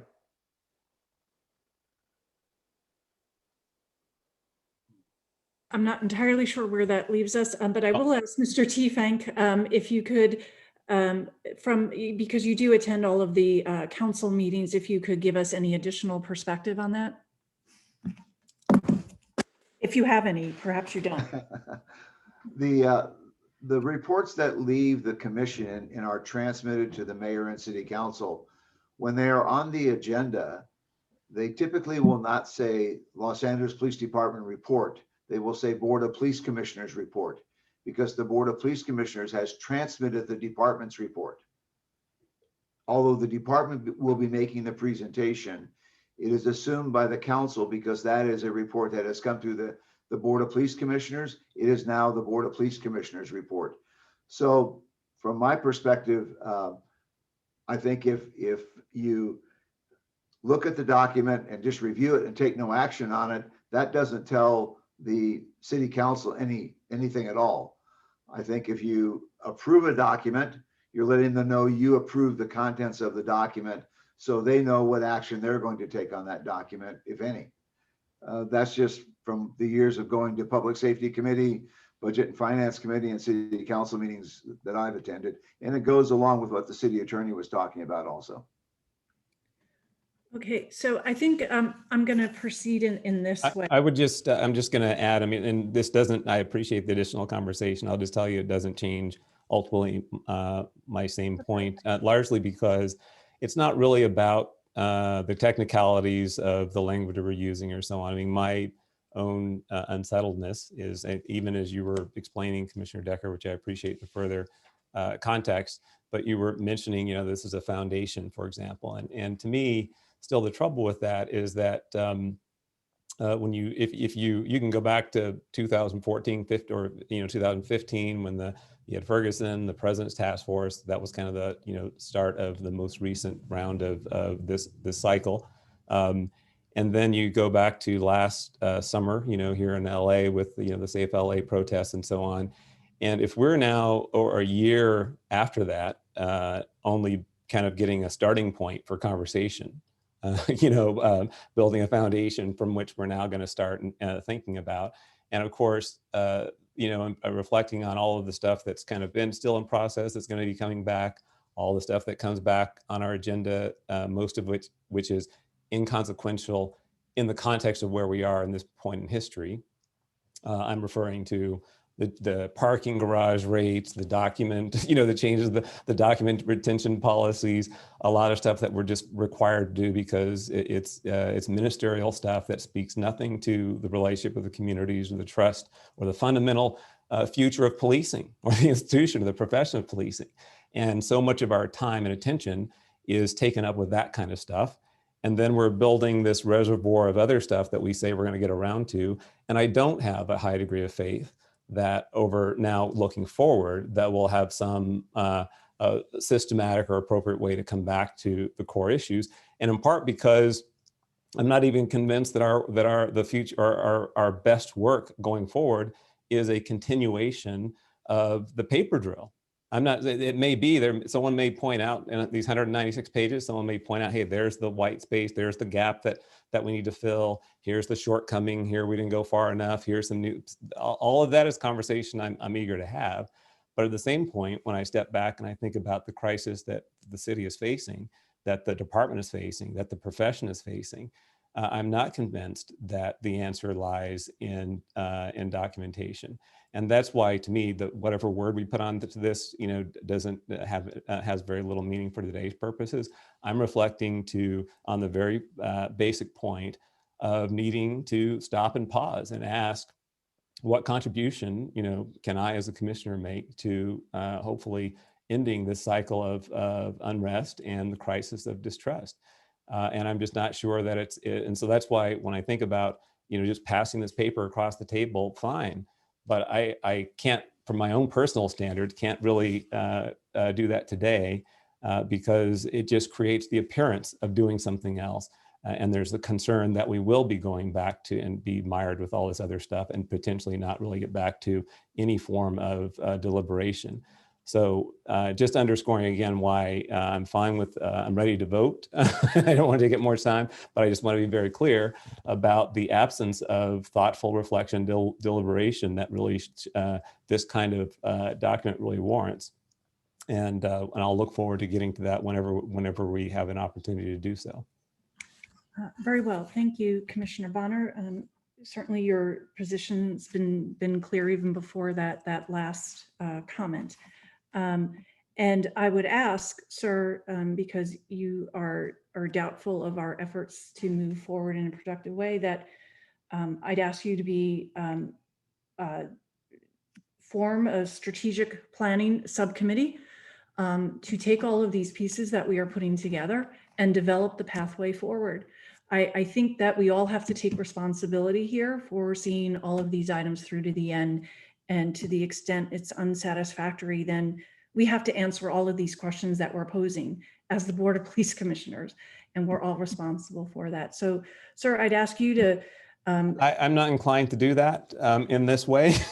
And the reason is because, one, we've had that request before. I think I was nominated last year sometime to be kind of the strategic planning committee, if you will. But I think what's missing, and at least for me, I mean, I could benefit from understanding what I think I said this earlier last summer, was that I don't know what other commissioners think about this issue that I'm raising, not just, I don't mean this report, but this question of what does all of this 196 pages tell us? Because I could make the case that yes, the department has done a very good job over 30 years of responding to requests that have been, or demands that have been made, whether it's by the courts or the sources. A lot of effort been made to transform. A lot of good people have put a lot of good effort in. And then you still have to stand back and ask, you know, why we still have this this crisis of trust. And so that's, again, to me, why I'm not inclined to, without this kind of deliberation. I mean, just the structure of the Brown Act and everything else requires us to have these, you know, I can go in, I can spend hours with people in the department. I can spend hours with one other commissioner speaking about little pieces of this, but I can't have an open discussion with my colleagues in order to build consensus around a strategic direction, you know, about what we're going to do. And those are just structural constraints that not I to deal with, but others do. And that's why I have process fatigue. I have transmission fatigue. I have that kind of paper pushing fatigue where we're trying to address a real-time crisis with just the, you know, the policy and procedure. And so I just need more time to reflect on that. And that's why I had to respectfully decline the offer to serve in kind of the strategic capacity, because I don't have faith with what we have to work with, or what I would have to work with, that it would really move this forward. It would be convenient for moving past this part of the conversation, but I don't think it would really add much. I'm happy to reflect on it further, but I'm looking for some other ideas really as to how we collectively can focus on what I think we've all danced around and kind of moved around and maneuvered through effectively, but I don't feel that we've actually gotten to. And that's why I don't want to be party to this process of continuing to push the paper around and thinking that we're going to get a different result. I want to help the department achieve a stronger footing for, I believe in police. I want to help the department achieve that. And I think one of the best things we can do is to ask ourselves, how can we really get through this difficult time and dramatically change where the department may be going in the future? I don't know how to get there, but that's what I'm still reflecting on, and why I'm not prepared to just turn the page on these documents today. I appreciate that. I'm just trying to find the mechanism and the solution for moving forward together. I don't think any of the commissioners disagree with you, but we have to have a way of moving forward together. And that was what my suggestion was for, so that you could do that deliberation, work with the city attorney, work with Mr. Teefank to get something on the agenda that is at least a framework for having that conversation. But I understand you've declined, and that's perfectly acceptable. I'm just trying to find the pathway forward. We have two matters before us for which we need to vote. Is there a motion that someone would like to make? All right, I'll move to say that we've reviewed the department's report dated March 30th, 2020, relative to City Council file number 200764 to implement police reforms resulting from the findings of the Christopher Commission, the Rampart Independent Review Panel, the Federal Consent Decree, and the President's Task Force on 24 Police, and transmitted to the City Council. That we've reviewed and transmitting. Yes. Okay. That is the motion before us. I will second. All in favor, please say aye. Aye. Aye. All opposed? No. Commissioner Kalanche, I didn't lodge your vote. Aye. You are an aye. All right, the motion passes. I will make the same motion for item C, which is that we review and transmit those items to City Council. It's moved and seconded. All in favor, please say aye. Aye. Opposed? No. Very well, it passes 3-1 as well, and that item will be transmitted. Thank you all. I very much appreciate the conversation and the questions. And please know, if you have an alternative suggestion for moving forward with the deeper conversations that Mr. Bonner, Commissioner Bonner has suggested. I am open to hearing about that and taking that up on an agenda item for the future. With that, we'll move on our agenda, which is item D, which is the social media policy, and Director Rhodes, I believe you're presenting again. Please be aware we have read the policy. If you could take a minute or so to give us an overview so that we can tee that up for questions, I'd appreciate it. But I would like you to address the questions or the public comment from earlier today. We had, I believe, two civilian unions asking for more time. And I would like to know if there's a reason why we shouldn't afford that, at least to put it off for next week. But nevertheless, I'd like to get the matter out there, have your presentation, ask questions, and then decide whether or not we're going to wait a week or so. Sure. So let me first talk about the policy, and then I'll address the civilian unions. This is a policy which balances employees' rights with the department's mission.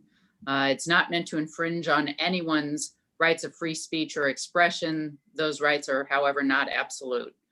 This policy is really aimed and is about trust, both trust between the department and the community, trust between the department and its personnel, and trust within the department so that personnel can trust each other. In many ways, it is just a notice. It talks about the fact that social media is not private, and both sworn and civilian members of this department inhabit a very special role in society and require the trust of the community. The policy references the core values, anti-harassment, bullying, discrimination, and other city and department pre-existing policies that we all must adhere to. And these policies are meant so that the department, both internally and externally, can do its job, so that there is a nexus between these policies and the mission of the department. And that's basically what the policy says as your 1 minute overview. In terms of civilian, some of the civilian or the two comments, the employee relations group did reach out to the civilians union. We sent them the policy. There are numerous civilian unions. It's not like the Los Angeles Police Protective League. We did meet with them. We asked for comments back, as we did not receive any written comments back.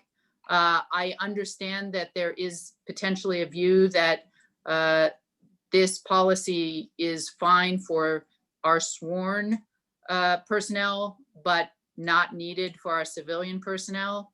But we are one department, and as that one department, we have this special role in society, and we need to, as a department and each individual and all forms of personnel, take that seriously. And so that is why we have this policy. And I think we need to move forward with the policy. We have tried to solicit different viewpoints. And at some point, we need to really move forward and have this policy. Thank you, Director Rhodes, much appreciated. Would there be any adverse impact if we were to hold it for 1 week, just to afford more time for that input? Probably not significantly, but I would say and if we receive comment, I will review that, go over that with members of the subcommittee of the commission. And so, yes, we could hold it for 1 week. By the way, I'm not saying that the commission has decided that. I just want to understand the balance of interests here, where a request was made to allow more time. And If there's a reason to move forward expeditiously, I'd like to know that. If waiting a week and recalling this matter next week, given their request, if that has any adverse impact, I'd like to know, I'd just like to appreciate what those impacts might be. Yeah, Again, Commissioner President, if I might address, I think with holding this for 1 week, but I think what's critical is that the members in public comment today need to be able to articulate more clearly and preferably in writing. This is a critical juncture in regards to the use of social media and the concept of public trust, and all of our employees having equal responsibility to act in a manner that's respectful, that's consistent with our core values. We have met with labor. I've spoke offline with Chief of Staff, who spoke with the Employee Relations Administrator. Outreach was done collectively to everyone impacted by this, and initial response was no comment and only a last-minute matter of this should not apply to civilian personnel. However, I think that the Commission's pause can give all parties a chance to reflect and perhaps articulate matter that we could then bring back before you, including perhaps at the Commission's invitation, members of those that would feel strongly that their views need to be heard outside of the public comment session. But I would ask, I would just put, instead of placing Director Rhodes in this position, I would just interjecting. I appreciate that, Chief, and I want to be clear, I'm not saying in any way I'm not in favor of this, that it appears to be a balanced policy. And frankly, in the interest of the all employees of the department. But that said, if a particular representative group feels they didn't have sufficient time for whatever reason, I just wanted to know if there was a downside to waiting a week and recalling this matter. Other members of the commission may have differing thoughts, but I just wanted to get that out there. Let me open up the floor for commissioners who have questions on this item. Commissioner Kalanche, you had your mic open. I'm not sure if that was intentional. Ma'am, was it? I'll just go ahead and make my comments since my mic was open. Thank you. Actually, I don't have an issue with the policy, but I do hope to table it for a week. I think it'll just serve the best interest of everyone. Thank you, Commissioner. I appreciate knowing your views on that. Commissioner Briggs? I concur with Commissioner Kalanche and Chief Moore. Thank you. Any further questions on the policy, Commissioner Briggs? No. Okay. Commissioner Bonner, anything on that? Nope. Okay. Very well. So I sense from the body that we will table this item for 1 week. Mr. Tiefenk, if you could put it on next week's agenda as well, and I encourage all labor groups that wish to provide comment to the department to do so, provided expeditiously. We'll take it up next week. And we'll hear the matter at that time. Thank you all. And Director Rhodes, thank you very much for your work. Mr. Tiefenk, did you have a question? No, I'm just acknowledging your request to continue for 1 week. Thank you. Thank you very much. With that, commissioners, I will see you in closed session because I am recusing myself on item E due to the fact that I teach at UCLA Law School from time to time. And while there's no economic benefit that I can see with respect to UCLA, just to avoid the appearance of impropriety, I'll be recusing myself and turning it over to Commissioner Briggs. Thank you, Commissioner, for taking over for me, and I'll see you all in closed session then. Yes. So we'll move to item E on the agenda. The item is relative to the budget modification for the 2018 Strategies for Policing Innovation Program. And do we have Captain Zaratani with us, or is it Chief Scott? Commissioner Briggs, this should be tabled today by two people, Deputy Chief Regina Scott and then Dr. Craig Uchida. Thank you. So we'll proceed with Deputy Chief Scott and Dr. Craig Uchida. Thank you. Okay. All right, I'm gonna just real quick. So good morning, councilmen and council members. I'm Deputy Chief Regina Scott, and today with me I have Dr. Uchida from the Justice and Security Strategies, JJS, and I'm requesting that the Board of Commissioners review, approve, and transmit the modifications of the department's 2018 strategy for police innovation grant budget.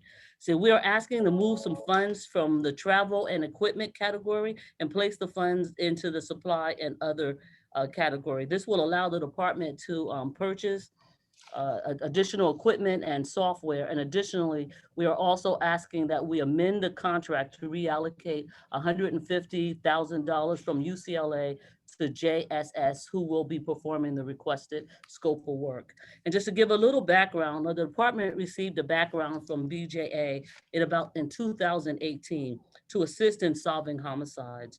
And the 5-year grant that will end September 2022 is for equipment, supplies, and evidence-based research collaboration with JS to assist in the analysis of data for identifying solvability factors for unsolved homicides. Our homicide library system, which is HLS, is an extensive homicide database that was created by the FBI and the department. The homicide library, which we call murder books, they are optically scanned information of approximately 4,000 murder books that covers over a 20-year period span. That's from 1990 to 2009. And the books are housed at our Emerson Recruit Training Center, where detectives can access the books, and eventually they'll be able to use the computer database to search to assist in solving homicides. Currently, South Bureau has approximately 2,700 unsolved homicides to date inside that library. And typically how a homicide will transfer over into unsolved, we normally typically after about 5 years, when the case have been solved and all leads had been exhausted, the case is reviewed for transition from fresh case to an unsolved case. And then we complete what we call a 13-page tag sheet list that provides information from that homicide that we believe are solvability factors are completed, and that information is placed in the database, and the murder book is moved into the library. This grant will help us in solving our homicide cases, and JSS will help us to provide that statistical method to determine the probability and the solve rate of unsolved homicides. And I'll give you an example. So right now, how do we go back to this? We put someone inside in an unsolved case. How do we go back? What are those mechanisms? What are those triggers that have us go back to look at unsolved? Traditionally, what we do is it's based on inquiries from the family. If the family calls us and says, what's going on to that case, we'll go back and we'll take a look. If any evidence or clues that come up, or someone gives us a call. But what we're looking for is with the analytics is that he will provide information that will go through the database and provide some kind of analytic and data that will identify those unsolved cases that tell us that they have a higher or a lower solvability rate, so that we have a better system as how we manage and maintain and reassign and look and go back and look at those cases. So I have Dr. Uchida here, and he can explain a little bit more as far as what we're looking for and how we are going to assess doing better for unsolved homicides. As I quoted, we have 27 homicides. I only have 4 investigators, which I call 2 teams that go back through cold cases. I mean, they're averaging about 10 cases, and that's about the correct caseload for them to go back and look at cases and resolve them. I will say this, so with the homicide library and having that database, these are the things that will allow us. And I'll give you a good example. We just had a solved homicide, and we had a young lady that came in, and she said that she had some information on a homicide. We looked at that homicide. Normally, we would have had to go and get our book out of out of Stone Mountain. It would have taken us almost 2 to 3 weeks or maybe even a month to get that case. And we know that when someone comes forth and they want to talk, that if we don't get that information and within a few days, that gives them the opportunity for them to change their mind. But in this particular case, because of this homicide, we were able to access that case within 24 hours. And what we gleaned from that case was that we had closed that case believing that it was a murder, it was a quadruple murder suicide.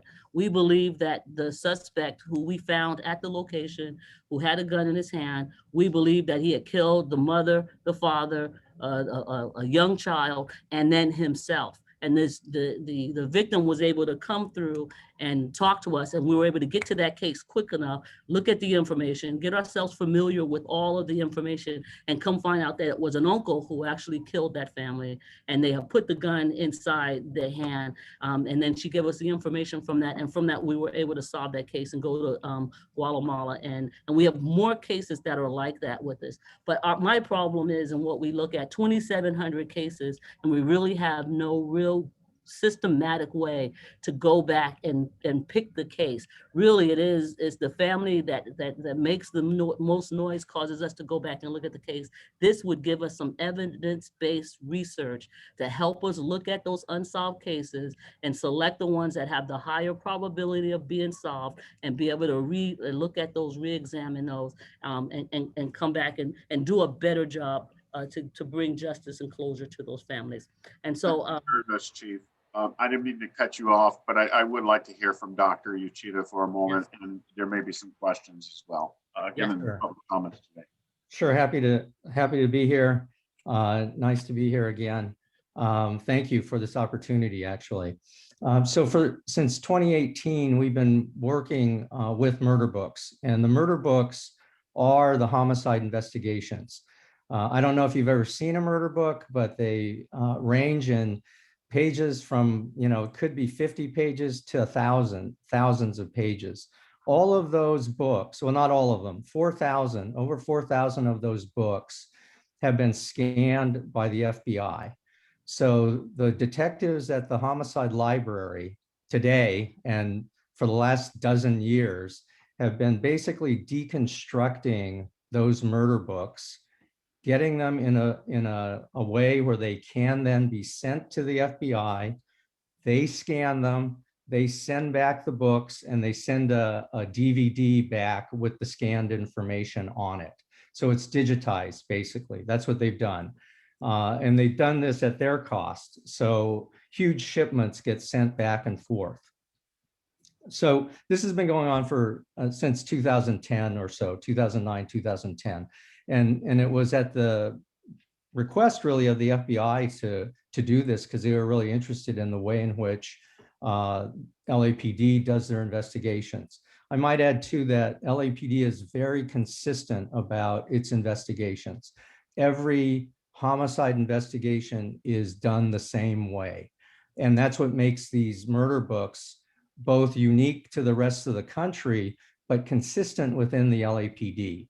So it's an A to Z kind of book, where it starts with a chronology and ends with miscellaneous information. All of that information has been scanned, particularly for South Bureau homicide. That was the main focus, was South Bureau homicide, because that's where in the 90s, a lot of gang-related homicides, a lot of unsolved, and the FBI felt that this was the best way and best approach to take. So right now there are over 4,000 murder books have been scanned and are available in what we call the Homicide Library system. My staff over the last 2.5 years has been getting those murder books, getting those scanned documents to be efficiently, or let me put it this way. When you scan the documents, they don't always come out very well, right? Sometimes they're blurred, sometimes they're not very good. We wanted to make sure that every document had been done correctly and done well, so that when we go into the data, into those scanned documents, we could actually use them.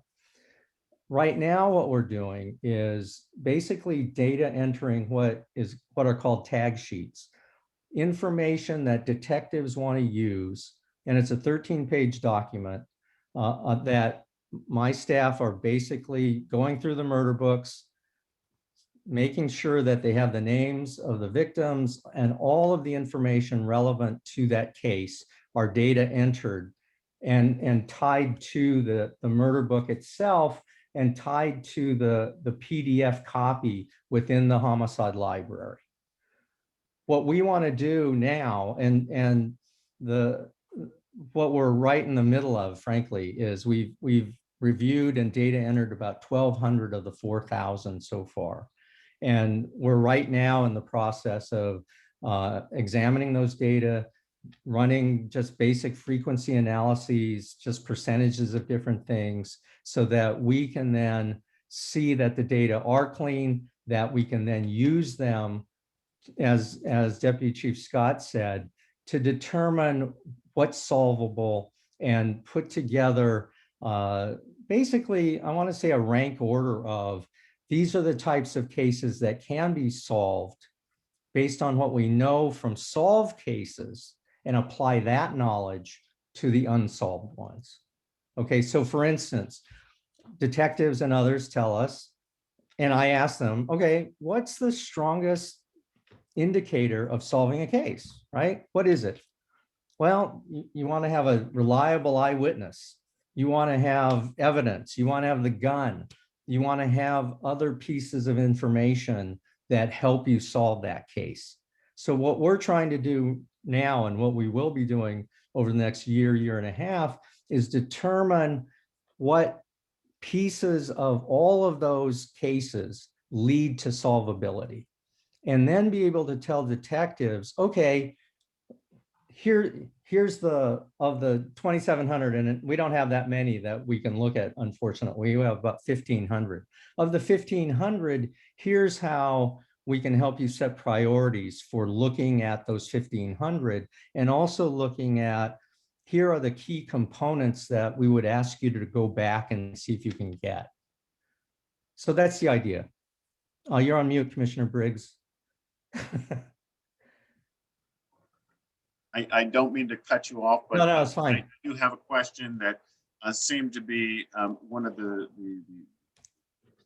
repetitive comments of the public today, and that is that this program is a predictive AI program. Is that? It's not predictive. We're not, no, definitely not predictive at all. I wish we could predict how to do certain things with respect to homicides, but really it's prospective. We're looking at what's happened. We're trying to determine how to take that information we have and apply it to what's going on with respect to solving them. That's really what we're doing. Go ahead, Chief. Yes, Chief. So a critical issue across American policing, and what I hope this study to show, is there are solvability factors that the department has applied. What Dr. Uchida talks about, for instance, is there's 15 or 20 or 50 or 70 data points. When was a crime? Time of discovery, family involvement, street involvement, a number of factors, witnesses present, eyewitness testimony, DNA. The department in the last 20 years has harvested regularly through these unsolved to identify DNA evidence that when it was collected in the 80s and 90s was not part of the science. This is going to allow us, through a university level study, to show American policing what our unsolved have shown for solvability, and then look at the matter of, in a sense of, how do you screen your caseload so that you can find the most value of assigned personnel on this. So this is a analytical study. Our process is a bit of gut, a bit of looking at murder books and reflecting and determining and investing. This is going to give us an analytical and systematic means of a methodology to present. Frankly, I look forward to the results to present not just internally, because we have today, and I'll close, we have Chief Scott that is here, but we have unsolved cases in each corner of the city. And I want to establish a model through the results of the study that allow us to take this to the next evolution of screening unsolved and then share that with other major cities across America. Thank you for that, Chief. I'm going to open it up to other commissioners. Do any other commissioners have any questions at this time? Commissioner Kalante, I see that your mic is open. Yes, so you're just requesting a budget mod? Yes. Yes. Okay. Yeah, well, I move for approval if there are no other questions. I don't know if Commissioner Bonner. I'll second that, unless Commissioner Bonner had a, No, I didn't. Thank you. okay. So it's been moved and seconded. All in favor? Aye. Aye. The motion carries unanimously. Thank you very much, Chief Scott. Dr. Yoshida, thank you very much. Thank you. Appreciate it. We are now going to close out of the open session and go into closed session at this time, and we'll resume the open session after we complete our closed session. I would suggest that we go into closed session at 1 p.m. to give a slight break for everyone. And so see you at 1 p.m. Thank you, everyone. The Board of Police Commissioners will now recess.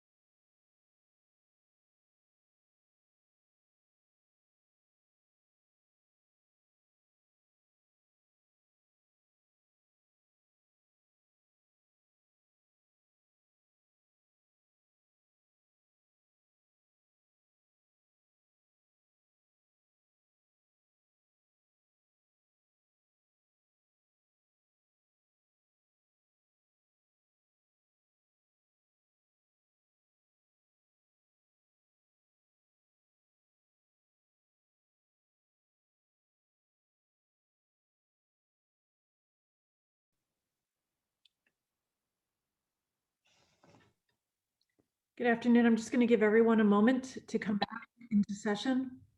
It'll just take a minute for everyone to log in.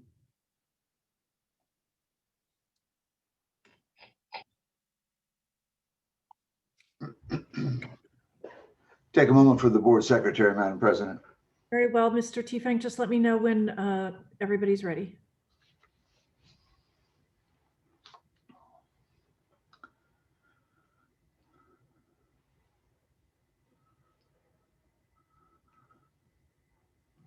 I sense she's there since she changed the cover screen. Madam Secretary, are you present? Yes, ma'am, I'm here. All right, very well. Mr. Tiefenk, would you do a readout of the closed session, please? Certainly. The commission has finished its closed session work as to item 4A1, officer involved shooting 019-20. The chief of police recommendations were unanimously adopted on a vote of 4-0. Those recommendations were relative to tactics, administrative disapproval, 1 police officer 3, tactical debrief, 2 sergeant 1, 2 police officer 3, 2 police officer 2, and 3 police officer 1. Drawing and exhibiting in policy, 1 sergeant 1, 2 police officer 3, 2 police officer 2, and 3 police officer 1. Lethal use of force in policy, 2 police officer 2, and 1 police officer 1. As it relates to item 4A2, officer involved shooting 020-20, commission unanimously adopted the chief's recommendations on a 4-0 vote. And those decisions were tactics, administrative disapproval, 1 sergeant 1 and 1 police officer 2. Tactical debrief, 1 sergeant 1, 5 police officer 3, 3 police officers 1. Drawing and exhibiting in policy, 1 police officer 1, 5 police officers 3, 2 police officer 2. Lethal use of force, 1 police officer 2, out of policy, administrative disapproval. That concludes the report out. Thank you very much, Mr. Tiefenk. The only business left for today is a motion to adjourn. I will make the motion. Is it seconded? Second. It's been moved and seconded. All in favor, please say aye. Aye. Aye. Aye. Opposed? Very well. The motion passes. We stand adjourned until the next regularly scheduled board meeting. Thank you all very much for your time today. Thank you.